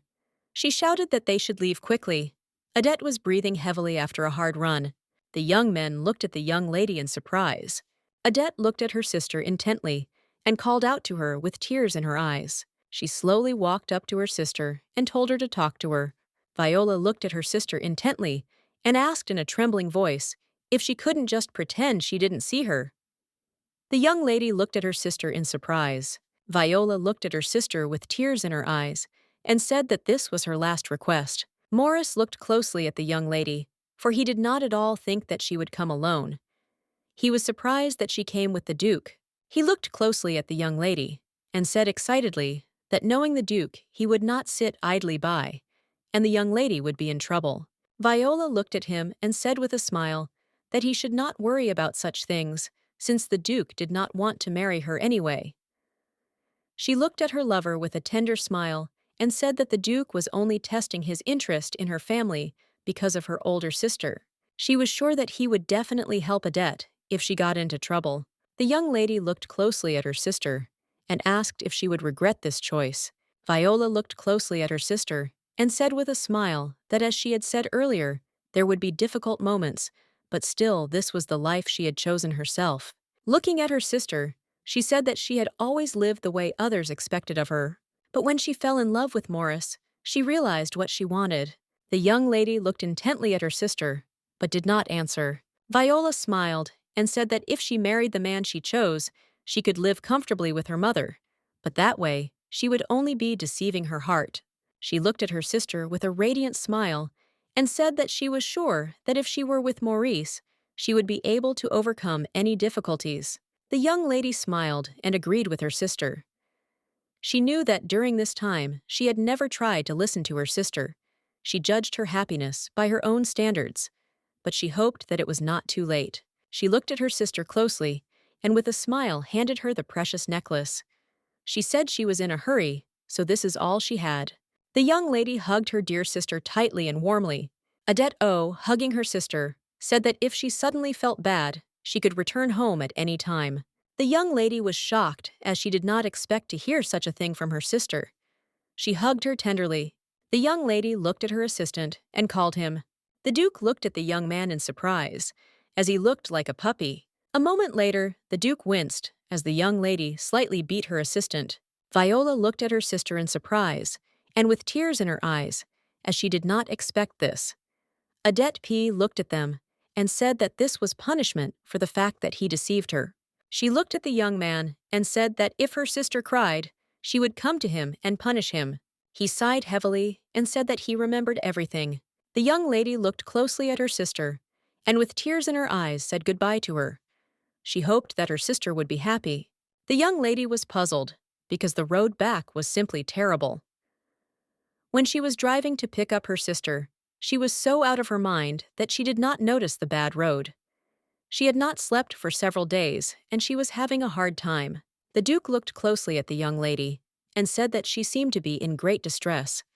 He asked if she was all right. She sighed heavily and said that she was not at all well. He looked at her intently and asked if she would like to rest a little in that case. She looked at him in surprise and asked what he was talking about.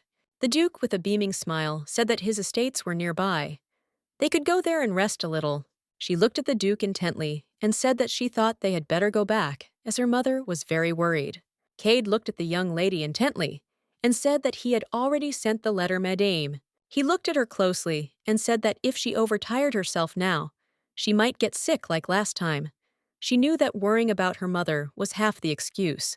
She was puzzled and wondered what if rumors spread that the eldest daughter of the family was wearing men's clothes. She sighed heavily and said that her appearance was not very good. He looked at her in surprise and asked what she was talking about, since she looked very beautiful now.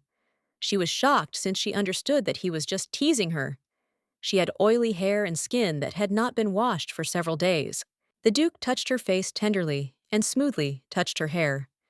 The young lady froze in surprise. He looked at her intently and with a gentle smile said that she didn't need to worry at all. He smiled and said that the people of Kamach are not talkative. The young lady in turn looked at the Duke with embarrassment, as she did not expect such a thing. He smiled and said that they could go to the residence without any problems. The butler greeted his master with a smile. A moment later, they froze in place in surprise. Everyone froze, looking at the young beautiful lady who was coming down. Adette was surprised, since he even accompanied her. Everyone looked at the young lady with admiration, as they could see that the Duke had brought them a new mistress. Adette Z froze in shock, but with a smile on her face, she understood that they were looking at her with heavy gazes. She knew that they all simply misunderstood everything. The Duke looked closely at everyone present and introduced the young lady to everyone.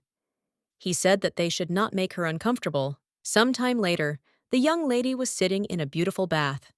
She sighed heavily as she knew that she would never be able to ride in rented carriages again. She knew it was nice to live a life where you were taken care of, but she wasn't ready to give up and run away. For a moment, she wondered how strong her sister's love was. She didn't know what had prompted her to come to such a decision. She looked at her sister intently and asked since when.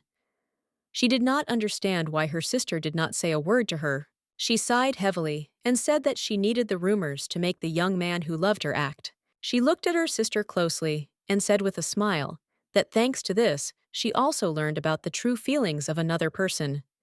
Adette looked at her sister with bewilderment.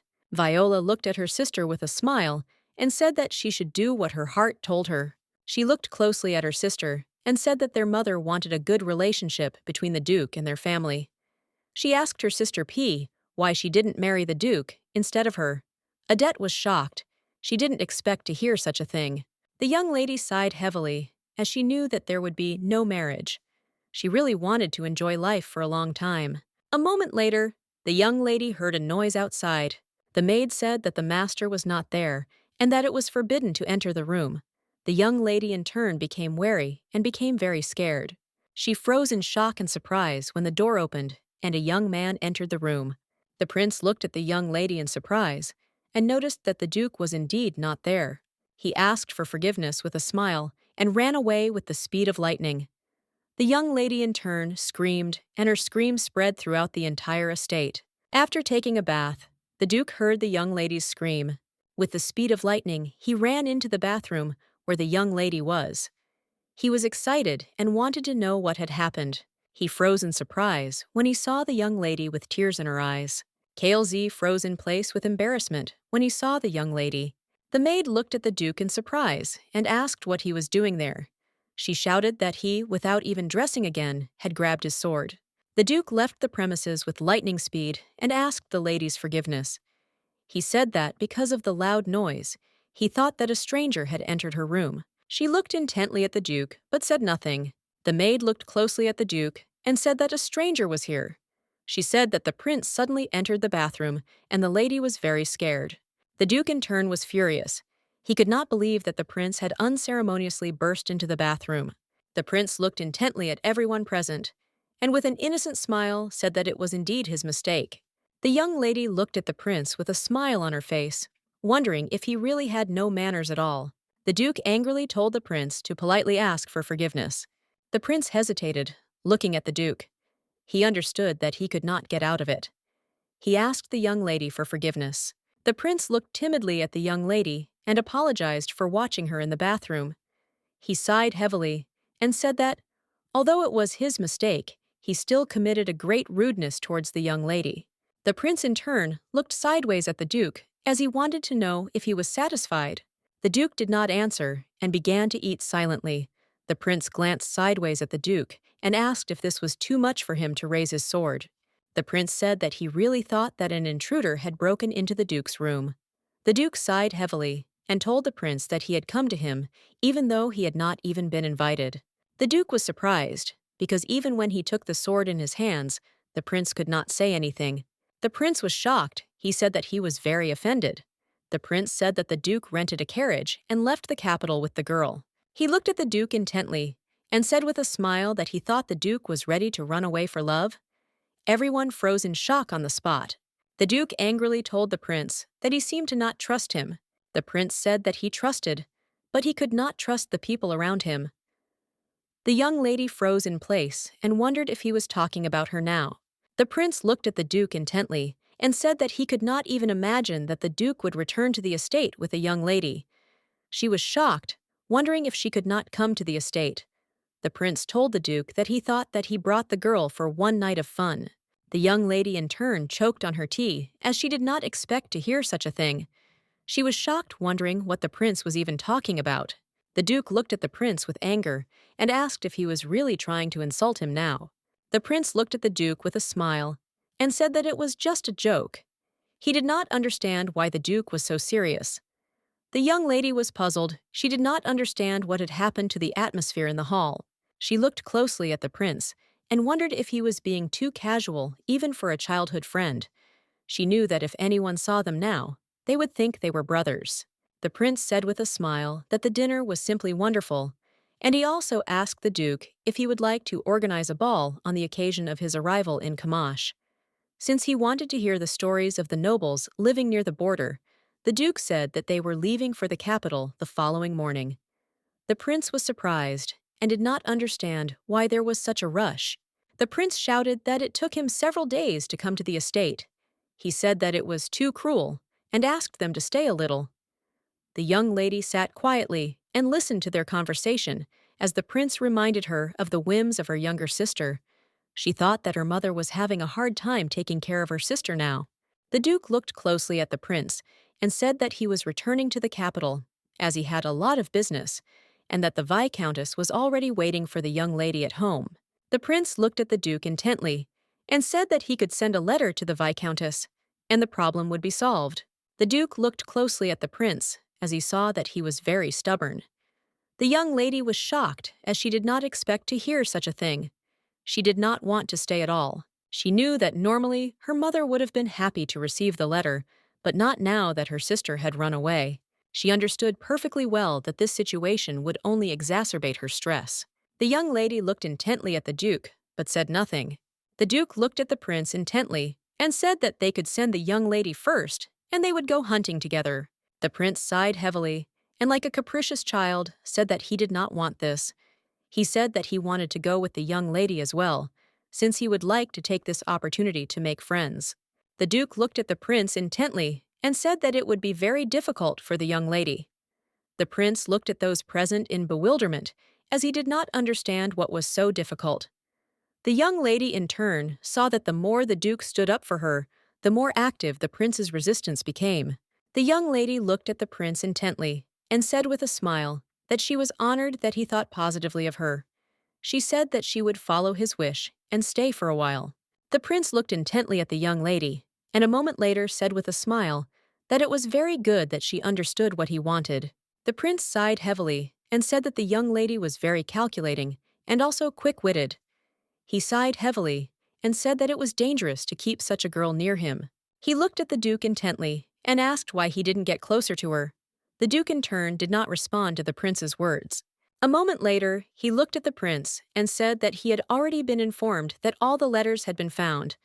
The prince looked intently at the duke. A moment later, he asked in bewilderment if it really meant that young Lady Burrs had misled everyone. The duke said that all that needed to be done was to sort out the letters and return. He was puzzled, as he did not understand why they should have a ball. He told the prince that he had only tired him out. The prince sighed heavily and said that he had a reason for it. The prince said that the crown princess could have assigned someone to him. He asked the duke with a grin on his face if he shouldn't pretend to be a carefree man attending balls on the outskirts. In turn, Duke Rukovsky oversaw all preparations for the upcoming celebration. At the same time, the prince enjoyed rest and preparations for the holiday. The young lady, in turn, unfortunately, could not enjoy the preparations. The maid looked closely at the young lady and said with a smile that the outfit suited her very well. Adette was in shock, as she had nothing to breathe with. She was puzzled, as she could not even take a full breath. The maid said with a smile that this outfit belonged to Her Highness the Crown Princess. For this reason, it was not suitable for most people. She looked closely at the young lady and said with a smile that the outfit suited her very well. Adette was surprised, as she did not expect to hear such a thing. The maid looked closely at the young lady and said with a smile that when she was young, the princess often came to visit them. She smiled and said that the three of them got along very well with each other, and the princess followed her master everywhere. The maid smiled and said that he competed with His Highness the Prince and Her Highness the Crown Princess every day. He was always the mediator between them. She was surprised that the Crown Princess's outfit was left in the estate. She wondered if the princess was the duke's first lover. The young lady sighed heavily. She felt very tight in this outfit.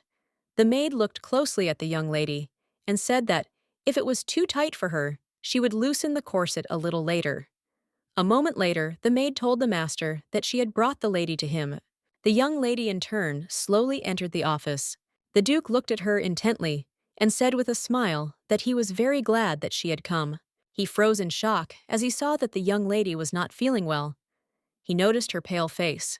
The young lady, in turn, looked intently at the duke as he wondered if he was confused because she was wearing the attire of the crown princess. Adette could not bear it and collapsed to the ground. The duke, in turn, picked up the young lady with the speed of lightning and called her, but it was all in vain. He was shocked and screamed in rage and asked how tightly they had tightened the corset. He saw that she was not breathing. A moment later, the young lady finally came to her senses. The Duke loosened her corset with lightning speed. She was embarrassed, but still glad that she could breathe deeply. The Duke looked closely at the young lady and asked for forgiveness. Adette looked at the Duke with bewilderment, as she did not understand what he was talking about. He said that he would like to ask forgiveness for touching her body without permission, since this situation looked very dangerous. She looked at him intently and said that it was done very skillfully. The Duke froze in surprise on the spot. He shouted that this was not so, since the men's outfit was the same. She did not answer anything since she knew that he had helped her, and she should forget about this incident. The young lady looked at the Duke intently and asked him why he had called her. He smiled and said that he had something for her. A moment later, he opened the box and showed her a beautiful set of jewelry. He smiled and asked if she liked the necklace. At the border, the young lady was taken aback, as she had never seen such a beautiful set before. He looked at her intently and asked with a smile if he could do it himself. She froze in surprise, and looking at the Duke, wondered why he was giving her such a set. He smiled and said that she did not need to worry, and she should just accept it as his apology. He looked closely at the young lady and said with a smile that he really hoped that she would take this necklace as a gift for coming to his estate. The young lady froze in embarrassment and could not utter a word. The Duke in turn looked at the young lady with embarrassment. She turned around and thanked him with a smile. But a moment later, she froze in place with embarrassment as he was too close. A little more, and their lips would have touched in a passionate kiss.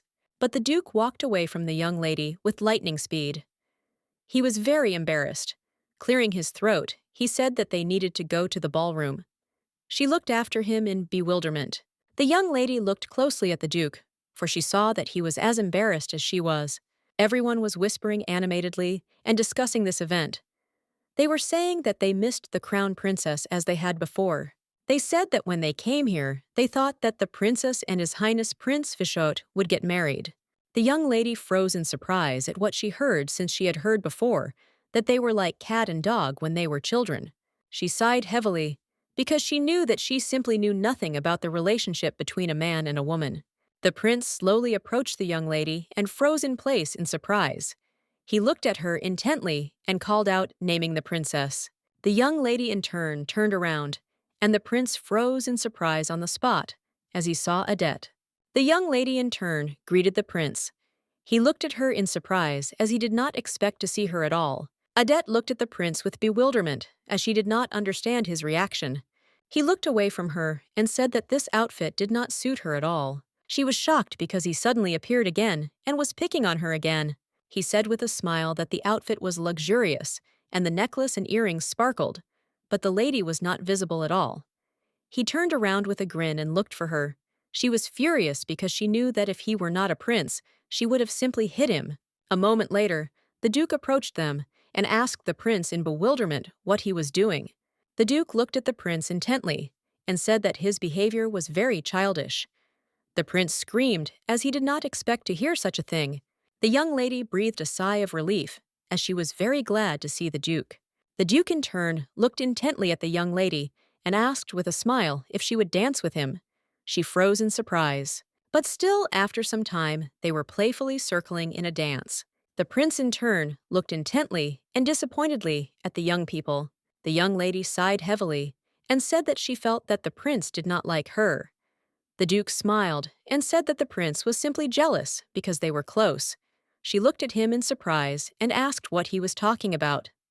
The Duke smiled and said that, even if it were not her but other girls, he would not like his close association with them. She looked at the Duke in surprise and asked what he was talking about. She wondered if the prince had other preferences. The Duke smiled and, looking at the young lady, asked why she was reacting like that. Cade looked at his young companion with a smile and said that the prince cared very much about him as his assistant. She smiled and said that she understood everything. He looked closely at the young lady and said that she seemed to have no prejudices. He looked at her with a gentle smile and said that it was the first time he had met a person like her. The young lady in turn looked at the Duke with embarrassment but did not answer. Cade looked away from the young lady sheepishly and said that the room was a little hot. He asked if she wanted to go out. They strolled leisurely through the grounds. He smiled and asked her if she liked the surroundings. He smiled and asked if she felt more free since there was no one here and no one knew her. She exhaled heavily and said that everything was exactly like that, and if this were the capital, they would not be able to stroll like that, because rumors would quickly spread. The Duke looked at the young lady with a smile. A moment later, she froze in surprise, as it was the first time she had seen such a big moon. He smiled and said that the night sky at the border was simply beautiful. The young lady said with an admiring smile that it was indeed so, and the view was truly beautiful. She looked with admiration at the beautiful sky and the moon, as she saw that the landscape was very beautiful. The Duke looked closely at the young lady and said with a smile that her eyes were like this moonlight. She froze in surprise. She could smell the night air under the moonlight. It was mingled with the scent of violets. She didn't know if it was the moonlight or the tightness of her corset. It was hard for her to breathe. She closed her eyes as she saw the Duke approach her and reach for her face. The Duke slowly approached her and leaned towards her. The young lady closed her eyes, but she still felt his breath close to her. Moments later, she opened her eyes, realizing that nothing had happened. The Duke looked at her intently, and with a smile asked for forgiveness for frightening her. He said that she had simply dropped a leaf on her. She looked at the Duke with embarrassment and bewilderment. A moment later, the Duke turned around as he heard someone calling him. The young lady, in turn, stood embarrassed in the distance. The Duke looked at his servant in surprise and asked what had happened. Adette, in turn, moved away and covered her face with her hands. She was very embarrassed, as she had expected something else. She was puzzled as she did not understand why she had closed her eyes at such a moment. The Duke looked closely at the young lady and said that he had urgent business and would be back soon. He told his subordinate that it could be dangerous now and that he should take the young lady. She shouted that this should not be done and that she would take a little more walk. Adette ran away from the Duke with the speed of lightning. Some time later, the young lady of Seal sat quietly on the bench. She was puzzled because she was very ashamed. She wondered how she could now look into the Duke's eyes. She realized that only she was very excited. A moment later, she froze in place and wondered if she loved the Duke. But a few minutes later, she was overcome by a strong tremor. She did not understand what had happened and why she felt an icy cold. She turned around with lightning speed as she felt someone's gaze on her. The Duke looked at the man and said that he had tried very hard to find everything. He handed the young man the bag of payment and said goodbye to him. With lightning speed, he threw all the documents into the fireplace and said that they were finished with that. The Duke sighed heavily and said that this was only the beginning. The prince sighed heavily and said that if the truth came out, the Duke would also be in danger. The Duke looked at the prince intently and said that this would never happen since all the people who knew the truth were already dead. The prince was puzzled. He looked sideways at the Duke and said that this was not so. He knew perfectly well that there was one more person left, and that was the princess. The Duke looked at the prince intently and said that even if she was the crown princess, she could not do anything without solid evidence. The prince said with a smile that he was encouraged that the Duke stood by his side. The prince slowly approached his friend and with a gentle smile said that he was the only one he could trust. With the speed of lightning, the prince's face changed, and looking at the Duke, said that he should not forget this. The young lady froze in place and stared into the distance. A moment later, a maid ran up to her and called her. She looked at the young lady with concern and asked if she had really been here all this time. She looked closely at the maid and wondered if the intense cold was because of the wind. Adette S. told the maid to loosen her corset a little. The maid smiled and said that she would do everything and show her to the room. The young man looked intently after the young lady. The maid looked at the young lady with a smile and asked if she liked the garden. She smiled and said that the garden was beautiful even in the night sky. She suddenly remembered the Duke, who said that her eyes were like moonlight. She froze in place with embarrassment and a smile on her face, as it was the first time such words were said to her. The maid looked closely at the young lady and said with a smile that she seemed to be having fun in the garden. Adette hesitated, not knowing what to answer. The lady glanced sideways out the window as she felt someone's presence. A moment later, a young man burst into her room through the window with a sword in his hands. She froze in shock as she looked at the man. The man cut his sword into the air with lightning speed. The young people looked warily into the distance as they heard someone scream. A moment later, they heard that there was an attack on the estate. With the speed of lightning, the Duke burst into the young lady's room. He saw that she was sitting on the ground, trembling with fear. The maid looked at the Duke with excitement and called him. The Duke froze in place in surprise. He saw the frightened face of the young lady. The young lady, in turn, sat quietly on the ground, trembling with fear. Her face turned pale. The maid screamed, looking at the master. She said that Blythe had burst into their room. He quickly approached her and asked if she was okay. He was worried that she might be injured. She was taken aback and looked at the Duke with a smile. She said that she was fine. The maid screamed that the young man had only cut the young lady's outfit and immediately ran away. The prince looked intently at the Duke, but said nothing. A moment later, he left the room and said that the party was over for today. The prince said that he was returning to the capital. The prince looked at the Duke intently and said that he should deal with the young lady. The Duke was surprised, since the prince was the one who started this conversation. The Duke looked at the prince intently and said that there was nothing to deal with. The prince looked at the Duke in surprise and asked why he hadn't immediately chased after the young man. The Duke froze in place, not knowing what to answer. He was surprised by such a question. The prince angrily told the Duke that this was not like him at all. In turn, the Duke clenched his fists in anger. He sighed heavily and said that it was useless. The prince looked at his friend in bewilderment, but did not answer. A moment later, the prince looked at the Duke with a smile and said that he was well versed in such things. He smiled, looking at the Duke, and said that if he was hiding something, it did not mean that it was hidden. The Duke looked intently at the prince, but did not answer. The prince sighed heavily and said that he really hoped that the Duke would not spoil anything because of some love. A moment later, the prince left. The Duke looked after the departing prince with bewilderment. The maid looked at the princess intently and said with a smile that she had brought her tea that would help her fall asleep quickly. The princess said that she understood everything and sent the maid away. For some time, the princess stared out the window, but a moment later she heard someone coming to her. She smiled as she was waiting for the person. She looked at him intently and asked with a smile if he had found what he was looking for. The princess, in turn, looked at the young man with fury as she was not ready to hear such a thing. The young lady sat quietly and stared at the fireplace. She remembered the eerie energy that emanated from the man.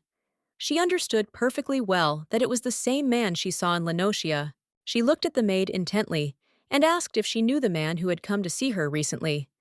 The maid looked at the young lady in surprise and asked if she was talking about Bland.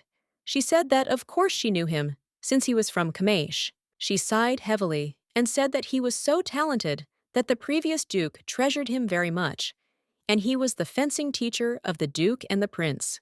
The young lady was surprised, as she did not expect to hear such a thing, but in turn, she wondered why he had become such a person. The maid said that it was the year when the young marquise became the crown princess. He suddenly disappeared, and everyone looked for him for a long time. A moment later, she understood everything perfectly, since she had decided to get married again. She remembered the moment when she and the Duke stood by the fountain and enjoyed the beautiful view. The young lady was shocked and wondered if it was because the Duke made her heart flutter that all this happened. The maid looked at the young lady in surprise and called her. Adette said that she was fine. With a pale face, she said that she had already come to her senses. She told the maid to collect the clothes she had come in, as she was going to return home. The Duke looked intently at the young lady, but said nothing. Adette, in turn, sat quietly in the carriage and remained silent. She looked at the Duke intently and said that she was also going to return home. He looked at her in surprise and said that, unfortunately, it was already late at night. He asked if she would like to return back tomorrow at dawn. The young lady sighed heavily and said that she wanted to leave right now. He looked at her intently because he thought that she decided to return home because she was very scared. He was puzzled as he did not understand why her behavior had changed strangely.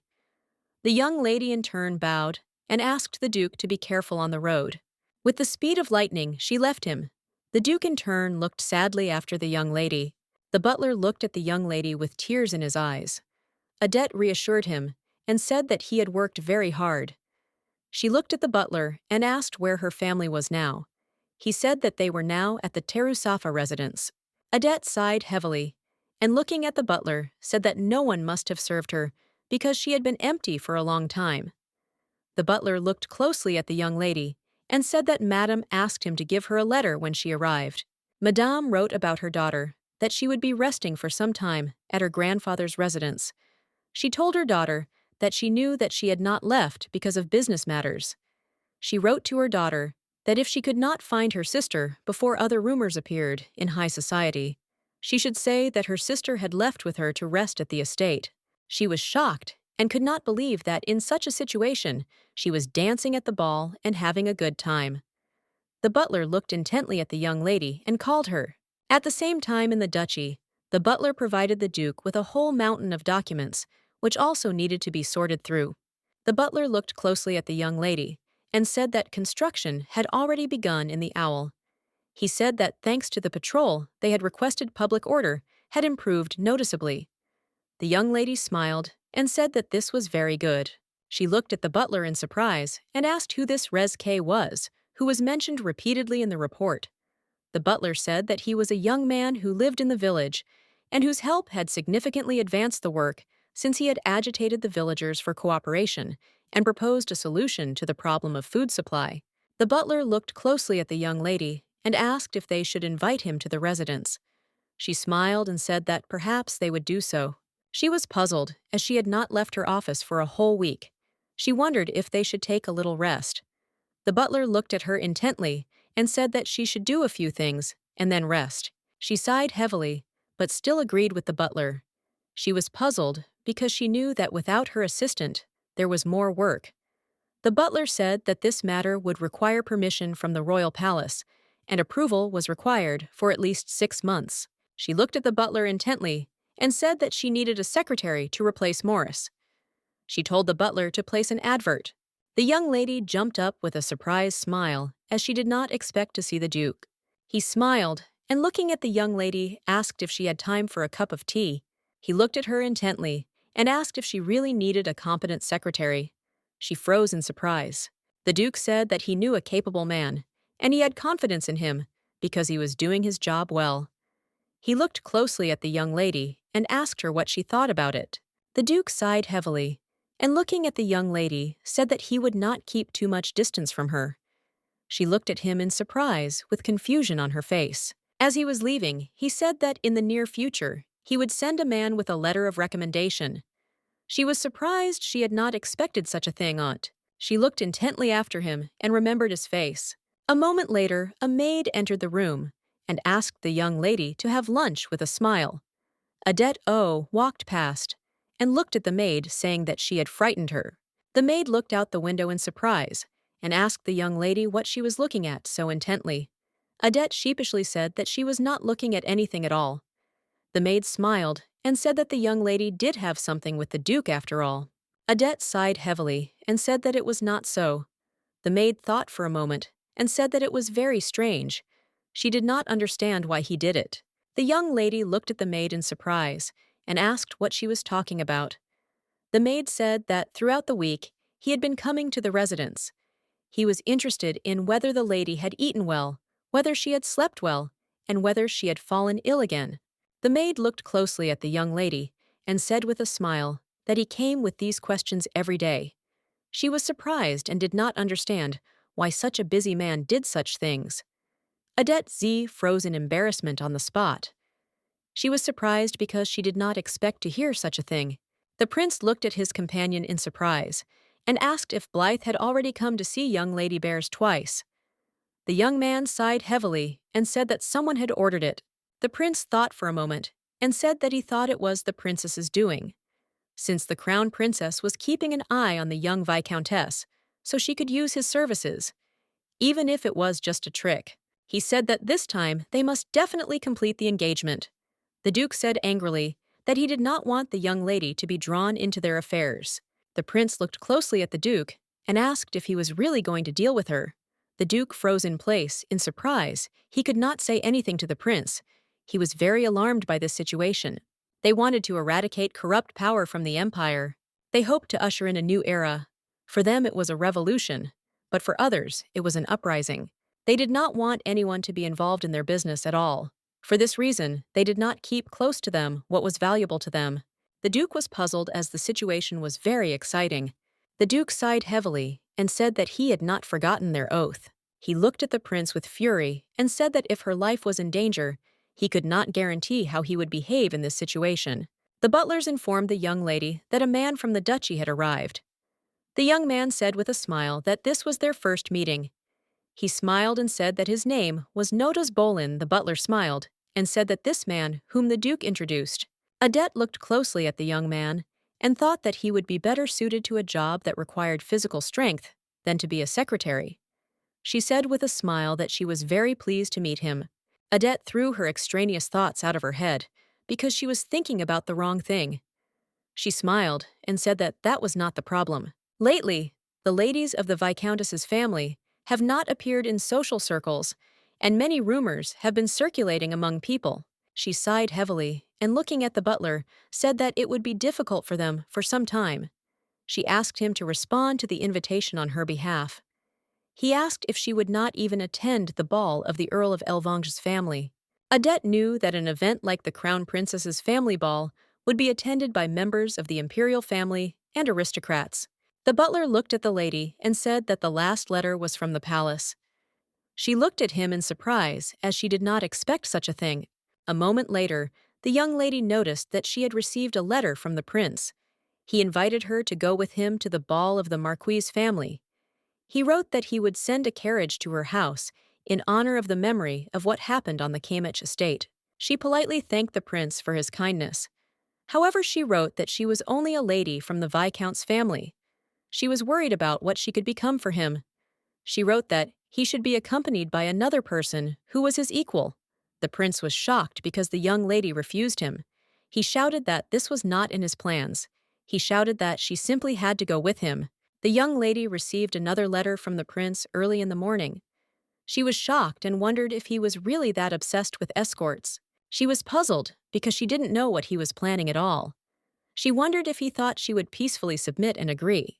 The prince looked at the young lady with displeasure and asked how many times she had refused him before agreeing. After this incident, they exchanged letters several more times. She looked intently at the prince and said with a smile that as a businesswoman, she would not act without her own benefit. A moment later, the young man, completely unheard, shouted that the crown prince and princess were coming. The young lady, in turn, looked intently at the princess. Some time later, the princess and her husband were hanging out and playfully twirling in a dance. The young lady looked closely at the prince, as she had heard earlier that there was something between them. She froze in place in embarrassment as he stared at her. They stared at each other from a distance for a while. The young lady was a little puzzled and agitated. She knew she had come to the party with the prince. She wondered if this had caused the Duke to misunderstand. The prince looked at the young lady and called her. Looking at his companion, he invited her to dance. She was puzzled since she did not want to do this at all. Now something was bothering her. The prince, in turn, looked intently at his companion and said that he had not heard the price of accepting his invitation. She said that she was going to build a residential complex on the ship plot in her domain, and for this, she needed permission from the palace. The prince looked at the young lady in surprise and asked if she really had any problems in getting the approval itself. The Duke, in turn, looked with displeasure at the young people who were dancing and talking cheerfully. He smiled and said that he felt it from their first meeting. "She is very good and quick in calculations." Adnet said with a smile that she would take it as a compliment. The princess asked her friend who the lady was with the prince. The lady told the princess that she had already told her earlier. The young lady, in turn, really wanted to get home as quickly as possible and rest. The prince looked at the young lady with a smile and said that it was time for them to go. The Duke was shocked. The young lady, in turn, looked intently at the Duke, as she did not understand his behavior. She froze looking at the Duke, but a moment later, she had already taken his hand. She looked at it and said that she had experienced an insult because of His Highness. He said that he was very sorry. The young lady looked at him intently and said that he didn't need to apologize at all, since that was what she had chosen. Cade stared after the young lady, puzzled by the situation. The prince looked at the young lady with a displeased expression and asked if she was really thinking about the Duke right now. The young lady was taken aback and embarrassedly asked the prince what he was talking about. He changed his expression with lightning speed and asked with cold fury what she had in mind. He asked if she really intended to become a duchess. The prince said that after this, she would not have to exhaust herself with business, and that marriage with the duke alone would be an honor for her family. The young lady looked at the prince with fury. She did not understand what he was talking about, now not knowing anything. Adette Fai sighed and said she thought they had all misunderstood her because she was interested in business, and she never thought of it as a chore. The prince said, looking at the young lady, that the duke seemed to have never had such a thought. She froze looking at the prince as she did not expect to hear such a thing. A moment later, she said that he did not need to worry about her at all, as she understood everything perfectly. Looking out the window, the prince said that if this was so, he was very glad. Adette looked at her sister in surprise, as she did not expect to see a puppy. Sasha smiled and said that he was very cute, and the duke gave him to her. Madame said with a smile that everything was correct, and the duke also sent them a new piano. Madame looked closely at her daughter and asked if the duke knew what her daughter had done. Adette sighed heavily and told her mother that he knew everything. Madame sadly said that she understood everything. Madame said with a smile that the estate workers told her that the duke often came to see her, Adette. Looking at her mother, she said that it was all for business. Madame looked closely at her daughter and asked if she liked the duke. Adette froze for a moment, not knowing what to answer. She was shocked because she had previously thought that she did not want this and did not expect it. But still, it was very painful for her. Madame quickly approached her daughter and said with sadness in her voice that she did not want to hurt her at all.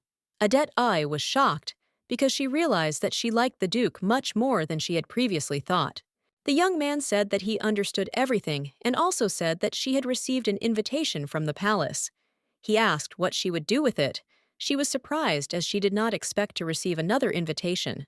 The young lady looked at her companion with a smile and said that she was very envious of her since she had managed to get an invitation to the tea party.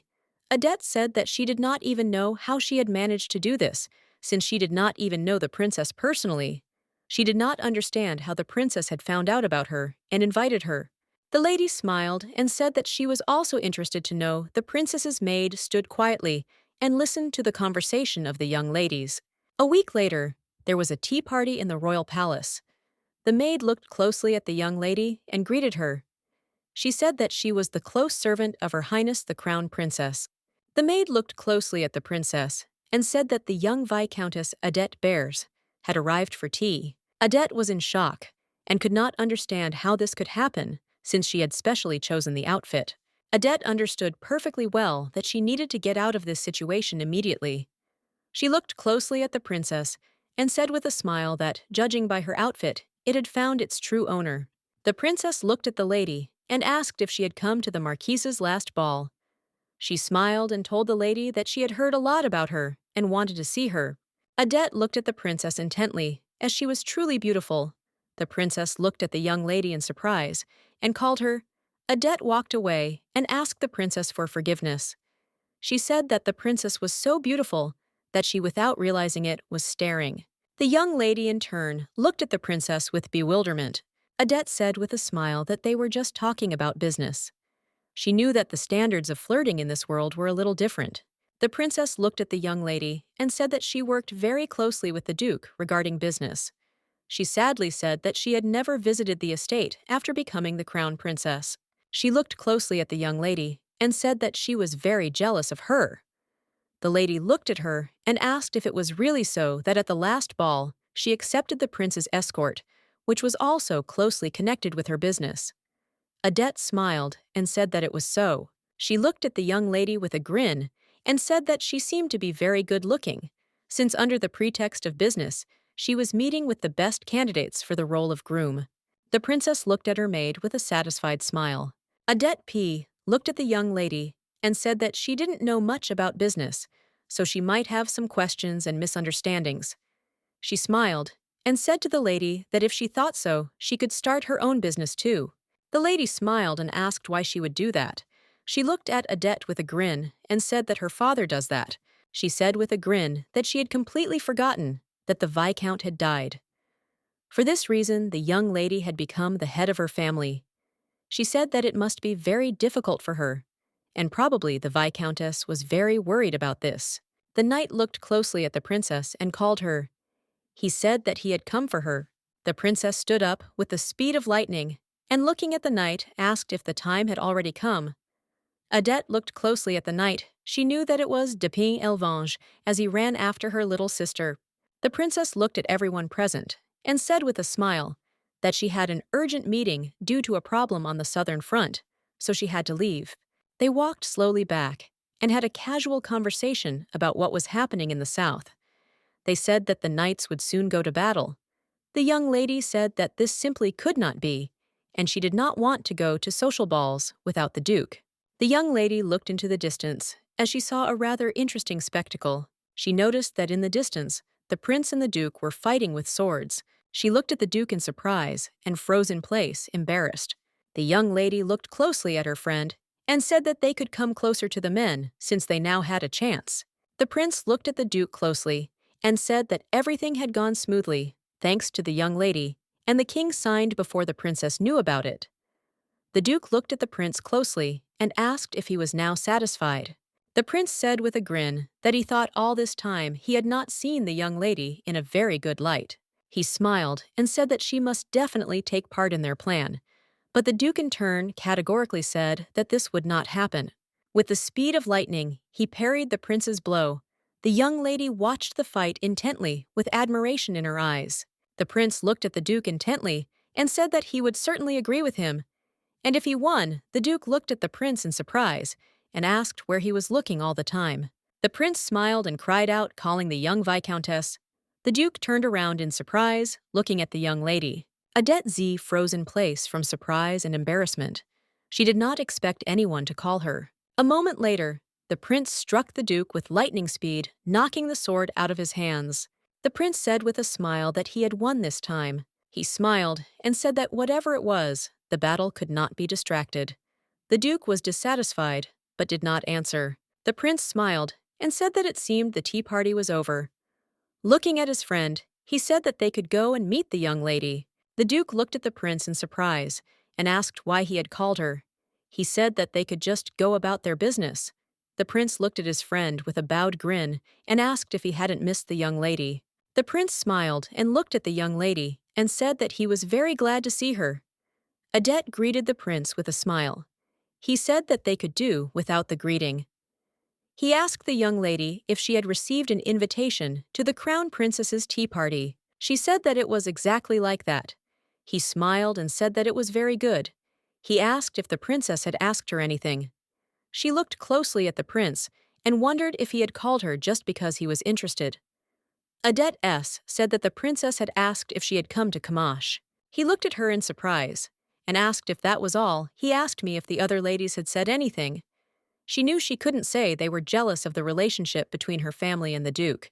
She sighed heavily and said that they had not said anything. She looked intently at the duke. The prince asked with a sly smile if it was true. A moment later, a knight ran up to them and called out to the prince. The knight said that at a meeting of civil servants, a summons was adopted regarding the need to send the duke to the southern front. The young people froze in shock and surprise. The prince jumped up in anger and, looking at the knight, asked what he was talking about. The young lady in turn looked at the duke in confusion, wondering if he would really go to war. The prince shouted furiously that she was on the southern front. 6 orders of knights had already left. The knight said that the situation with defending the southern lands was getting worse and worse. An opinion was expressed about the management of the punitive detachment. The prince was shocked as they were talking about a punitive detachment in a situation where it was unknown how many troops the enemy had. He looked closely at the knight and asked if he was really saying that the first commander was being sent to a place far from the capital. The prince was furious and could not understand who had made such a stupid decision. The young lady looked at everyone present, wondering if the princess was involved in all of this. She remembered the princess with a sly smile, saying that she had an urgent meeting regarding a problem on the southern front. A moment later, the young lady froze in place in surprise as she heard the princess calling her. The princess looked at the young lady with a grin and said that it seemed like she had not yet had time to leave. Adette Droja said that she was glad to meet her again. The prince looked closely at the princess and asked if all this was true. He asked if she had really decided to appoint the command of a punitive detachment on the southern front. The princess looked at the prince with a smile and said that everything was correct, although the final decision had not yet been made. She looked at the prince closely and asked with a smile if it was not the fastest and most reliable. She smiled and said that if the duke stood in the vanguard, many nobles would be at peace. The prince shouted that the duke must not leave the capital. He angrily asked the princess if she didn't know what it meant to be the first commander to leave the capital. She smiled and said that there were plenty of other knights in the capital. The young lady was shocked, as she knew perfectly well that the person who decided to send the duke to the battlefield was the crown princess. She said that many knightly orders had been sent, but if they sent his detachment, they would advance faster. The princess looked at the young lady with a grin and asked if she agreed. Adette looked at the princess in surprise, as she did not expect to hear such a question at all. She froze in shock and bewilderment, as she did not understand why the princess was asking her. The duke looked closely at the princess and said that if necessary, he would willingly go to war. The ladies froze in surprise. The duke looked closely at the princess and said that there were already enough knights on the southern front, and since the viscount was a man of great skill, they could rest easy. The princess looked at everyone present with fury and said that she had asked the young lady a question. The young lady in turn was taken aback. She did not understand why they were doing this to her. She knew that the crown princess had come to the tea party wearing the same outfit as her, and now she was asking her questions about politics. She was puzzled and wanted them to fight among themselves and not drag her into something like this. She knew perfectly well that she had no intention of taking anyone's side, but the fact that they wanted to send the duke to war hurt her deeply. She didn't want that at all.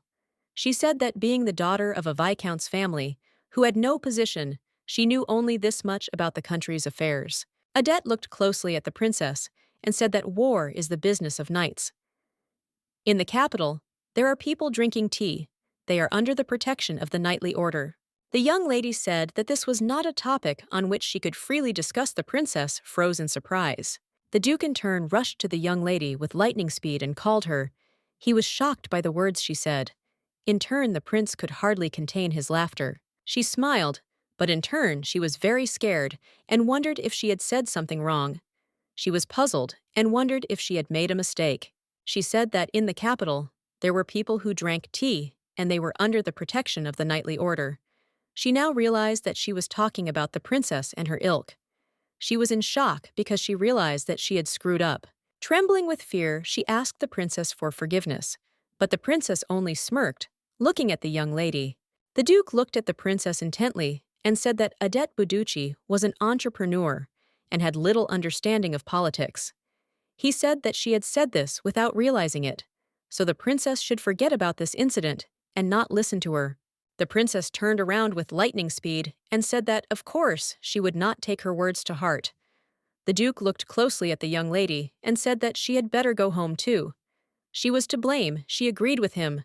The prince approached the young lady with a smile and said that, surprisingly, she also had her weaknesses. Adette was furious and wondered if he was teasing her now. The prince looked at the young lady in surprise and asked if she was wearing the same dress as the crown princess. She froze in place, but a moment later said that she was. He sighed heavily and said that he could tell what had happened at the tea party without looking. He looked at her intently and said softly that she must be very tired. The young lady was surprised. She did not expect to hear kind words from the prince. She looked at him intently and thanked him. The prince smiled, looking at his friend, and asked why he did not accompany the young lady. Cade stood quietly to the side and did not answer. The young lady looked in bewilderment in the direction the duke was looking. With the speed of lightning, the duke began to leave. He said that there was no need for that. He asked the young lady to be careful on the way. Adette froze in place in surprise, as she didn't expect such a thing from him. The maid looked closely at the young lady and asked if she had enjoyed her tea. Adette was very tired. She asked her maid not to talk to her. Camilla looked at the young lady with concern and asked what was wrong. Adette said, upset, that she would like to be alone. As she was leaving, the maid said that the young lady could call her at any moment, and she would come quickly. Adette, in turn, agreed to be a maid. She lay quietly in bed and thought about what had happened. She recalled all the moments, and she remembered that Duke was looking intently at the crown princess. Adette was in shock and did not know what to do because she was jealous of the one who was already married. She was upset because she understood that she could not even do anything. She told herself that she was just pathetic. The young man was riding in a carriage and reading a letter. His sister wrote that she was doing well, and she also wrote that she heard that he had been in Philin not long ago. She asked if he was enjoying the trip. She wanted to know where he was now, as she missed him very much. He held the candle to the letter and saw that there was a message hidden there. She wrote that everything turned out the way her new mother wanted, and soon she would go to the kingdom. She hoped to see him before that day. He pressed the letter in his hand with fury. The knight looked at her intently and called out to him. He asked His Highness if he would return home now. He said that, unfortunately, he could not do this now. It was already too late, and they had to find another way. He looked closely at the knight and said that he did not call him here. So he looked closely at the knight and said that upon arrival in this kingdom, he would be able to meet with the owner of the owl. The king said that everything was exactly like that. He knew that she was an aristocrat with a sense of responsibility. This was unexpected for him, since she was the owner of the Philony. He knew she thought he was a commoner, and he wanted to leave things as they were. He walked slowly towards her, as if he was curious to see if she would recognize him. Madame looked intently at the young viscountess and greeted her with a smile. Adette thanked the countess with a smile for her invitation. The countess said that she was very sorry that the missus could not come to this event, but at least the young lady came to greet. Adette knew that the countess was her mother's best friend, and she could not refuse her visit. She knew that since she was already remembered, and her face was known, she had to leave carefully. A moment later, everyone present saw the young lady enter the hall. They said that she was trying very hard to gain the interest of Her Highness, the Crown Princess. They were surprised and wondered if she was not on the prince's side. Adette was in shock. She was already tired of all the rumors. A moment later, the young lady called her. Adette was glad to see Lady Chevy. The lady looked closely at her friend and asked with a smile if she had a good time at the tea party. Adette looked at her friend closely and said with a smile that she had a very good time and that she really enjoyed it there. Everyone present looked at them closely. The lady looked closely at her friend and said excitedly that she heard that the dress she had chosen for her matched the dress of the crown princess. She said she felt so ashamed when she was told about it. Adette looked at her friend intently and said that it was nothing to worry about, since it just meant that she had great taste. She said the princess just smiled and did not focus on it. A moment later, the young lady turned around to see young Mr. Dupin Elvonja. The lady was shocked and simply could not believe that the commander of the Second Knightly Order, Adette, came to her family's ball. In turn, she did not share her friend's enthusiasm. Adette was in shock because as soon as the young lady saw the man, she rushed towards him. She looked at the young man in surprise as he frowned as he looked in her direction. She looked around and wondered if he was really looking at her so unkindly now. She was excited and did not understand why he was looking at her like that. She was furious and thought that this was just some kind of absurdity. She wondered if she had done something wrong. She knew that there was a commotion in the royal family due to the departure to the south. She wondered if there were really only 2 orders of knights left free. She was very sad and wondered if the Duke was really going to fight. She knew that, for this reason, it would be difficult for them to see each other for some time. The young man came out onto the terrace. He looked at the young lady in surprise and said that he didn't know there was anyone there. He looked at her intently and asked with a smile if he could stay on the terrace for a while. The young lady in turn looked at the young man with embarrassment, as he was handsome. She smiled and said that, of course, he could stay here as she was about to leave. He looked at her intently and said that they could stay here together. Adette looked at the young man in surprise and asked what he was talking about. He looked at her intently and asked with a friendly smile if there was any problem. Adette asked the young man if he was not originally from Viles. He looked at her in surprise and asked how she knew about it. He said that he thought he spoke Viles fluently. The young lady said that the department was not in the language of just a single man, and women should be careful when left alone. He looked at her in surprise and asked if this was really so. He apologized for his tactlessness. The young lady looked at the young man closely and said with a smile that everything was fine. But in turn, she was puzzled, as there were already rumors about her. She smiled and asked where he came from. The young man said that he came from Laot. The young lady stood quietly and eavesdropped on their conversation. She noticed that Adet very obsessed with men. The young lady looked at the young man closely and said with a smile that she had read about this city in books. She smiled and said that it was an ice kingdom located at the edge of the north. He smiled and, looking at the young lady, said that she seemed to know a lot. Adet said with a smile that she dreams of going there in old age. He smiled and said that he was very pleased to hear that he said that he also enjoyed traveling. Adet looked at her companion with admiration and said that he had probably been to many countries. He smiled and said that of course it was, and also asked if she would like to hear the story of his journey. They stood on the terrace for a while and had a casual conversation.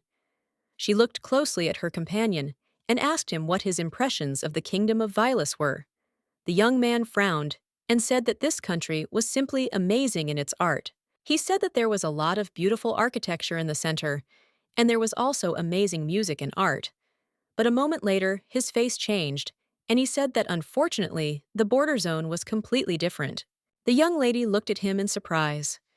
She looked at him intently and said that she heard the conflict there. It was getting worse. She looked at him intently and asked him excitedly if he knew how serious it was. The young man frowned and said sadly that he thought the lady would not be very pleased to hear about this. She said that it was all true, and she was a lady, but that was no reason to pretend that she didn't know what was going on in the kingdom she was born and raised in. The young man sighed heavily and said that this was his personal opinion. He looked into the distance and said that compared to other countries, the kingdom had a huge gap between rich and poor. He said with sorrow that this was especially evident in the southern border zone, because it looked like a battlefield. The young lady froze in surprise. She did not expect to hear such a thing at all. He looked closely at everyone present in the hall and said that he was very surprised since the royal capital was so different from the border area. He said with sorrow in his voice that it looked very alarming. The young lady in turn sighed heavily and said that everything was more serious than she thought. She looked at everyone present and said that they had gotten this daily life by exploiting others, and that it would probably continue that way forever. She said that if the lives of the estate's inhabitants and peasants were destroyed, the lives of the aristocrats could not be guaranteed. The young man looked at her in surprise. But a moment later, he approached her and said with a smile that after all, thanks to people like her, the kingdom will prosper. The young people said that the count was a very good man. He was a true nobleman who contributed to the country and sincerely cared about his possessions. The lady asked Madame how much time had passed since the young gentleman had passed away. She was puzzled as she knew that it was an unfortunate fate. The young men looked intently at the young lady. The prince in turn wanted to know the cause of death. The duke sighed heavily and said that the cause was poisoning. The duke said that according to the countess, he had been threatened before. Cade said that the count had raised an objection to the call-up to the southern front. He said with sorrow in his voice that it seemed the crown princess was involved. The prince was furious as he knew that the princess intended to send him to the south by any means necessary. He exhaled heavily and said that, in the end, she was trying to isolate him. The duke looked closely at his friend and said that he should not worry so much. The duke said that without the king's approval, it would not be possible to send the first order of knights outside the capital. The prince sighed heavily and said that this was the reason he was worried. He knew that the Mad King was very fascinated by the young princess, and he could put his seal anywhere. The prince asked the duke if there was any news about the request for an audience with the crown princess. The young man said that the king's condition had recently worsened, so audiences with him were prohibited for some time. The prince looked at those present in surprise and asked if this was true. A moment later, he said that they should continue observing. The duke looked at the prince and said that a letter had arrived from Laot. The prince was very happy as the day of the princess's arrival had already been set. He froze in surprise. The duke excitedly asked what was in the letter. The prince asked in surprise why the name of young Lady Bears was mentioned in the letter, and the duke froze in place in shock and surprise. The prince thought for a moment. He said that it was very surprising, and noted that the young lady was a very useful girl. The Duke looked at the prince in surprise and asked what the letter said. The prince said with a grin that Crown Prince Layat P had asked him about a funny request. The prince said that the young lady was asked to appoint a servant, and Princess Layat. The Duke was surprised and did not know how the Crown Prince knew about the young lady. The prince sighed heavily and, lost in thought, said that he himself was interested. The most powerful heir to the throne of the kingdom of Layat, Crown, Prince Hels Layat, and his younger sister, Princess Layat. She also promised to marry Prince Fishat. In order for this marriage to take place on the day of the Crown Princess's tea party, the prince took advantage of the Crown Princess's distraction and obtained the king's approval for the marriage proposal. He knew that it was enough for him to take advantage of the young lady. But suddenly, the Crown Prince mentioned the young Viscountess. The Duke said angrily that this would not happen. The prince looked at the Duke in surprise and asked what he had just said. The Duke looked closely at the prince and said that it was customary to choose maids from counts' families. And above, the prince said that this was not such a big problem. Cade said the young lady was different from the other embroidering ladies in the parlor. He said that she is very different because she is responsible for her family. The Duke said that it would be wrong for such a lady to work as a servant. The prince looked intently at his friend, but said nothing. The Duke knew that if the young lady became a servant and entered the palace, everything would become even more dangerous. He knew that what had happened to the Count could happen again. He understood perfectly well that he had to prevent this. The Duke looked closely at the prince and said in all seriousness that many young ladies wished to work as servants. The Duke told the prince that he could choose a candidate from among them. The prince sighed heavily and called his friend. He said that even if he tried, he would not be able to change anything. The prince looked at his friend intently and said that she was about to go on an upcoming fox hunt. The Crown Princess invited the young lady. The young man looked at everyone present with a smile and said that this year's fox hunt was special. He looked closely at everyone present and said with a smile that, to ensure the safety of the noble ladies' knights, would also take part in this hunt. The young ladies looked at the knights intently as they looked simply superb. Adette S. heard the admiring conversations of the young ladies, but a moment later, she noticed the Duke. The Duke, in turn, looked intently at the young lady. She saw that they were looking at each other. The lady looked at the Countess and said with a smile that he had just looked at her. The young Countess looked at her friends with an embarrassed smile. The young man looked at everyone present with a smile and said that the Crown Princess would grant the winner of the fox hunt a wish. He smiled and said that, for this reason, they should all try their best. The young lady, in turn, glanced sideways at the Princess Adetta V, remembered how the princess had said that if the Duke stood in the vanguard, then all the aristocrats would be calm.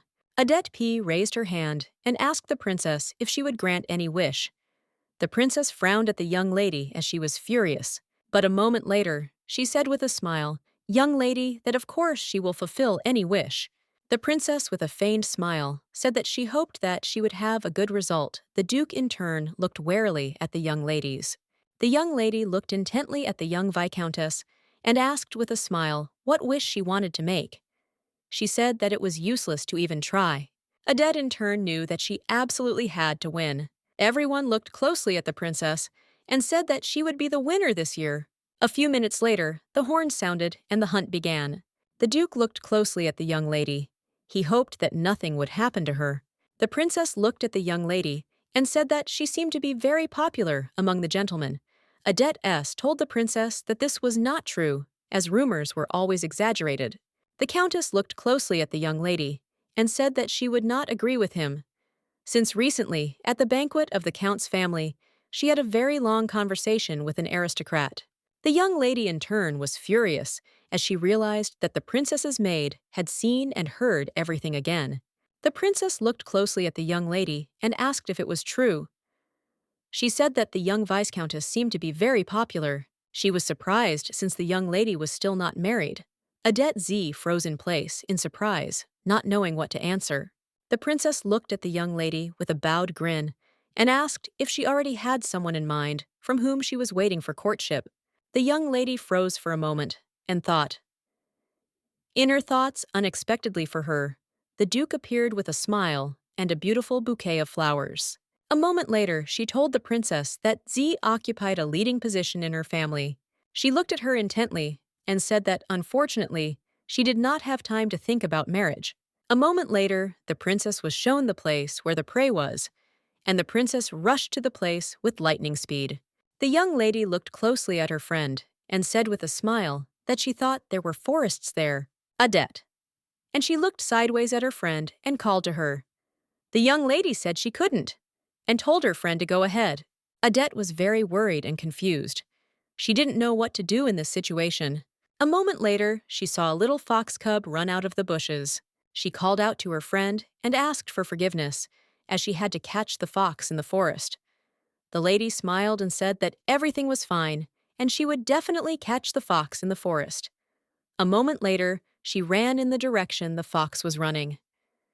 She hesitated for a moment, as she didn't know where it had gone. She looked closely at the horse that had jumped off and saw it in the bushes in the forest.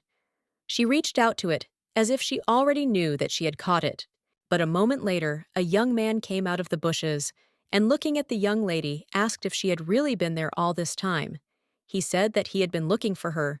The young lady, in turn, froze in shock on the spot, as she saw that the forest she so desired was running away from her. The young man looked at the young lady with anger and contempt, and called her. Adette Z froze in place as she felt the evil aura emanating from the young master. Adette looked intently at the young man, and said that if he was not in a hurry, then they could talk another time. He did not answer her, but a moment later, he looked at the young lady with a smirk and contempt, and asked how her sister was doing. Adette Z froze in place when she heard that the conversation was about her sister. She knew that among the letters asking about the well-being of her mother and her sister, there was also a letter from the young gentleman. She was shocked when she sent dozens of letters to Viola. She looked closely at the young man and said that, as she had already answered earlier, her sister was doing well. She knew that a letter had come from the kingdom, saying that their life was going well. He looked at her with fury and asked how she knew about this. He said that the young lady was not in their kingdom. Adette Z froze in horror on the spot. She was surprised she did not know how he knew about this. She was confused, and with a trembling voice asked what he was talking about. He looked at her and asked with fury, did she really think that people really don't know anything? He rushed to her with lightning speed. She was in shock because she realized that he was now talking about the disappearance of her sister. She wondered if everyone knew about it. He shouted that her sister was getting more attention than her. He looked at her intently and asked if this was not the reason they sent her abroad. The young lady froze in place in surprise and shock. She looked at him intently and asked where he heard about it. He shouted that the princess and the countess knew all about it. The young lady looked at him with fury, for she now raised the question of where such rumors had originated. She looked at him intently and said that what he had said earlier was not true. She said that without seeing him himself, he had already made similar claims. The young man shouted that it was she who was polluting the honor of the young lady Viola. The young lady froze in surprise. She was taken aback, and looking at the young man wondered if he had really gone completely mad. He pounced on her furiously and asked if she really thought he didn't know about her plan. He shouted that there were rumors that she was comparing the prince and the duke. He shouted that she could have cheated on someone else, but not on him. The young man shouted that he knew everything from the day she brazenly got into business, despite the fact that she was a woman. He grabbed her clothes in anger. The young lady was very scared, looking at the young man. She screamed that he should calm down. He looked at her with fury and hatred, and with the speed of lightning pushed her away. He screamed that she should know her place. Adette was in shock, because she realized that she was falling into some kind of hole. She was flying all the time and screaming. The young man looked intently at everyone present and said with a satisfied smile that the winner of this year's fox hunt was His Highness the Crown Princess. The princess in turn looked at everyone present with a satisfied smile and thanked them. She looked at everyone with a smile and said that dinner was ready, and she also asked if they would like to join in. The young lady in turn looked around the area intently in search of her friend. The Duke noticed her worried face. He slowly walked up to the young lady and called her. He looked at her intently, asked if she had not been with young Lady Burrs today. She sighed heavily and said that she was with her, but after she left her during the hunt, She never returned. Gertsinovskaya was on the spot from shock and surprise. A moment later, the Duke looked into the distance and saw a satisfied knight walking with a grin on his face. Watching the captain of the knights, he noticed that he went to the princess. He said something to the princess, and she looked at him with a satisfied grin. The Duke was furious as he realized that they were involved in something that the young lady did not have. Now, a moment later, he remembered what had happened to the Earl recently. With lightning speed, he turned and rushed to search for the young lady. The Countess slowly approached the Duke and called him excitedly. He turned around in bewilderment, not understanding who was calling him. The Countess looked at him intently and called out in embarrassment that he should not go. The Duke looked at the young lady with bewilderment and, asking for forgiveness, asked who she was. The Countess was shocked since he did not know her. She said that she was the servant of Her Highness, the Crown Princess. She looked at him intently and introduced herself. The Duke looked at the young lady in surprise and said that he understood her. He asked if she had by any chance seen young Lady Adette. She was shocked because she now realized that even without knowing her, he was calling the lady by name. She sighed heavily and said that she had not seen her. The Duke looked at him intently and said that he understood. She sighed heavily and said nervously that he could not go in search of the young Viscountess because he had come today to protect Her Highness. The Duke looked at her closely and said that she was completely right, but it was also his duty to protect the other ladies. He looked at the young lady with fury and said that if something happened here, he must definitely find the culprit. She froze in place in surprise as his aura pressed on her. Sitting in the hole, the young lady called for help, but it was all in vain. She was furious because she realized that it seemed like there was no one around. She knew that a lot of time had passed, and most likely everyone had already left. She was furious and cursed the young master. She knew that, although he was a vile person, he would not do such a thing alone. She was furious because she understood that someone had definitely put him up to it. She even guessed who exactly it was, but she was still at a loss because she did not understand why they did it. Adette didn't understand what benefit they would get from spreading such a rumor. She thought for a moment about what the young man had said. He had said that she was comparing the prince and the Duke. She didn't understand what was wrong with that. Even if she had been doing it, she knew that she didn't need the prince for nothing. She was a little agitated as she realized that she had not been able to have a normal conversation with the Duke lately. She was furious and did not understand why no one could leave her alone. The young lady was shocked and wondered what she had done wrong. She screamed furiously that she didn't even want to get married. She screamed that if things continued like this, she would simply be left at a dead end. She screamed that if they were going to subject her to a miserable death because of unexplained charges, that is it, didn't matter whether she died now or not. She was furious and shouted that now she would do what she wanted. A moment later, she froze in place as she heard a noise in the distance. A few minutes later, she heard the Duke's voice. Later, she saw him clearly. She screamed and called the Duke. Cade slowly walked closer to where she sat. He looked at the young lady and asked excitedly what had happened to her. He asked excitedly if she was injured anywhere. The young lady looked at the Duke intently and said with a soft smile that she was fine. He was puzzled as he did not understand how she could be okay with such swollen legs. The Duke looked at the young lady in surprise as he assumed she was crying. She knew that since he had come for her now, everything was fine. Sometime later, they were riding back on horseback. He asked excitedly how she ended up in the hole. She said that she fell while chasing a fox. She thought that she shouldn't talk about what happened at all. He asked her if she had ever heard of a young lady winning a fox hunt. Cade said that the winner of this hunt was always the crown princess, and the promise to fulfill a wish was just an empty word. He turned around and asked if her wish was really that sincere. Cade said he was very interested in what she wished for. He asked if she would tell him Adette said that she wanted to achieve victory through her own efforts. He said that in that case, he would ask another question if she knew about Lyot. Adette said that she knew since she read about him in books. Adette suddenly remembered the man they had spoken to. Cade was surprised she smiled and said that she had seen the kingdom in books. He asked if she had ever met the crown prince. She looked at her companion in surprise and asked how she, being a viscountess, could meet a foreign prince. He said that she was right. The young lady asked excitedly if something had happened. called her again next time she could refuse sighting him. The young lady was surprised, because not long ago he had been cold to her, and she could not utter a word.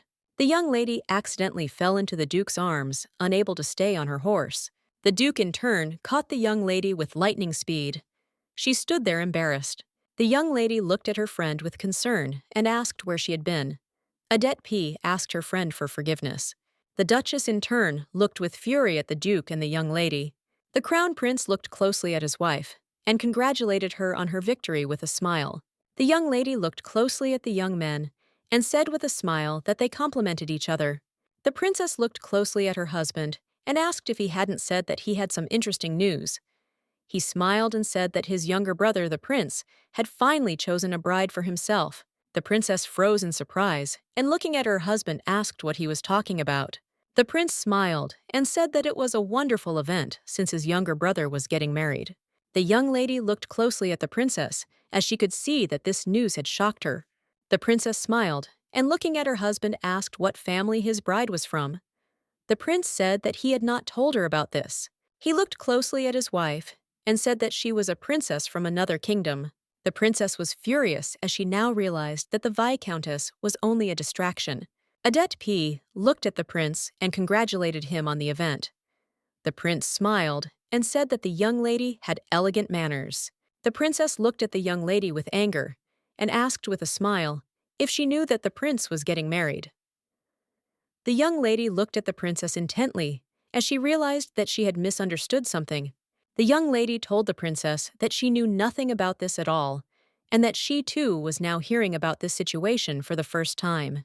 The prince smiled and asked his wife how the young lady could know if even he knew nothing.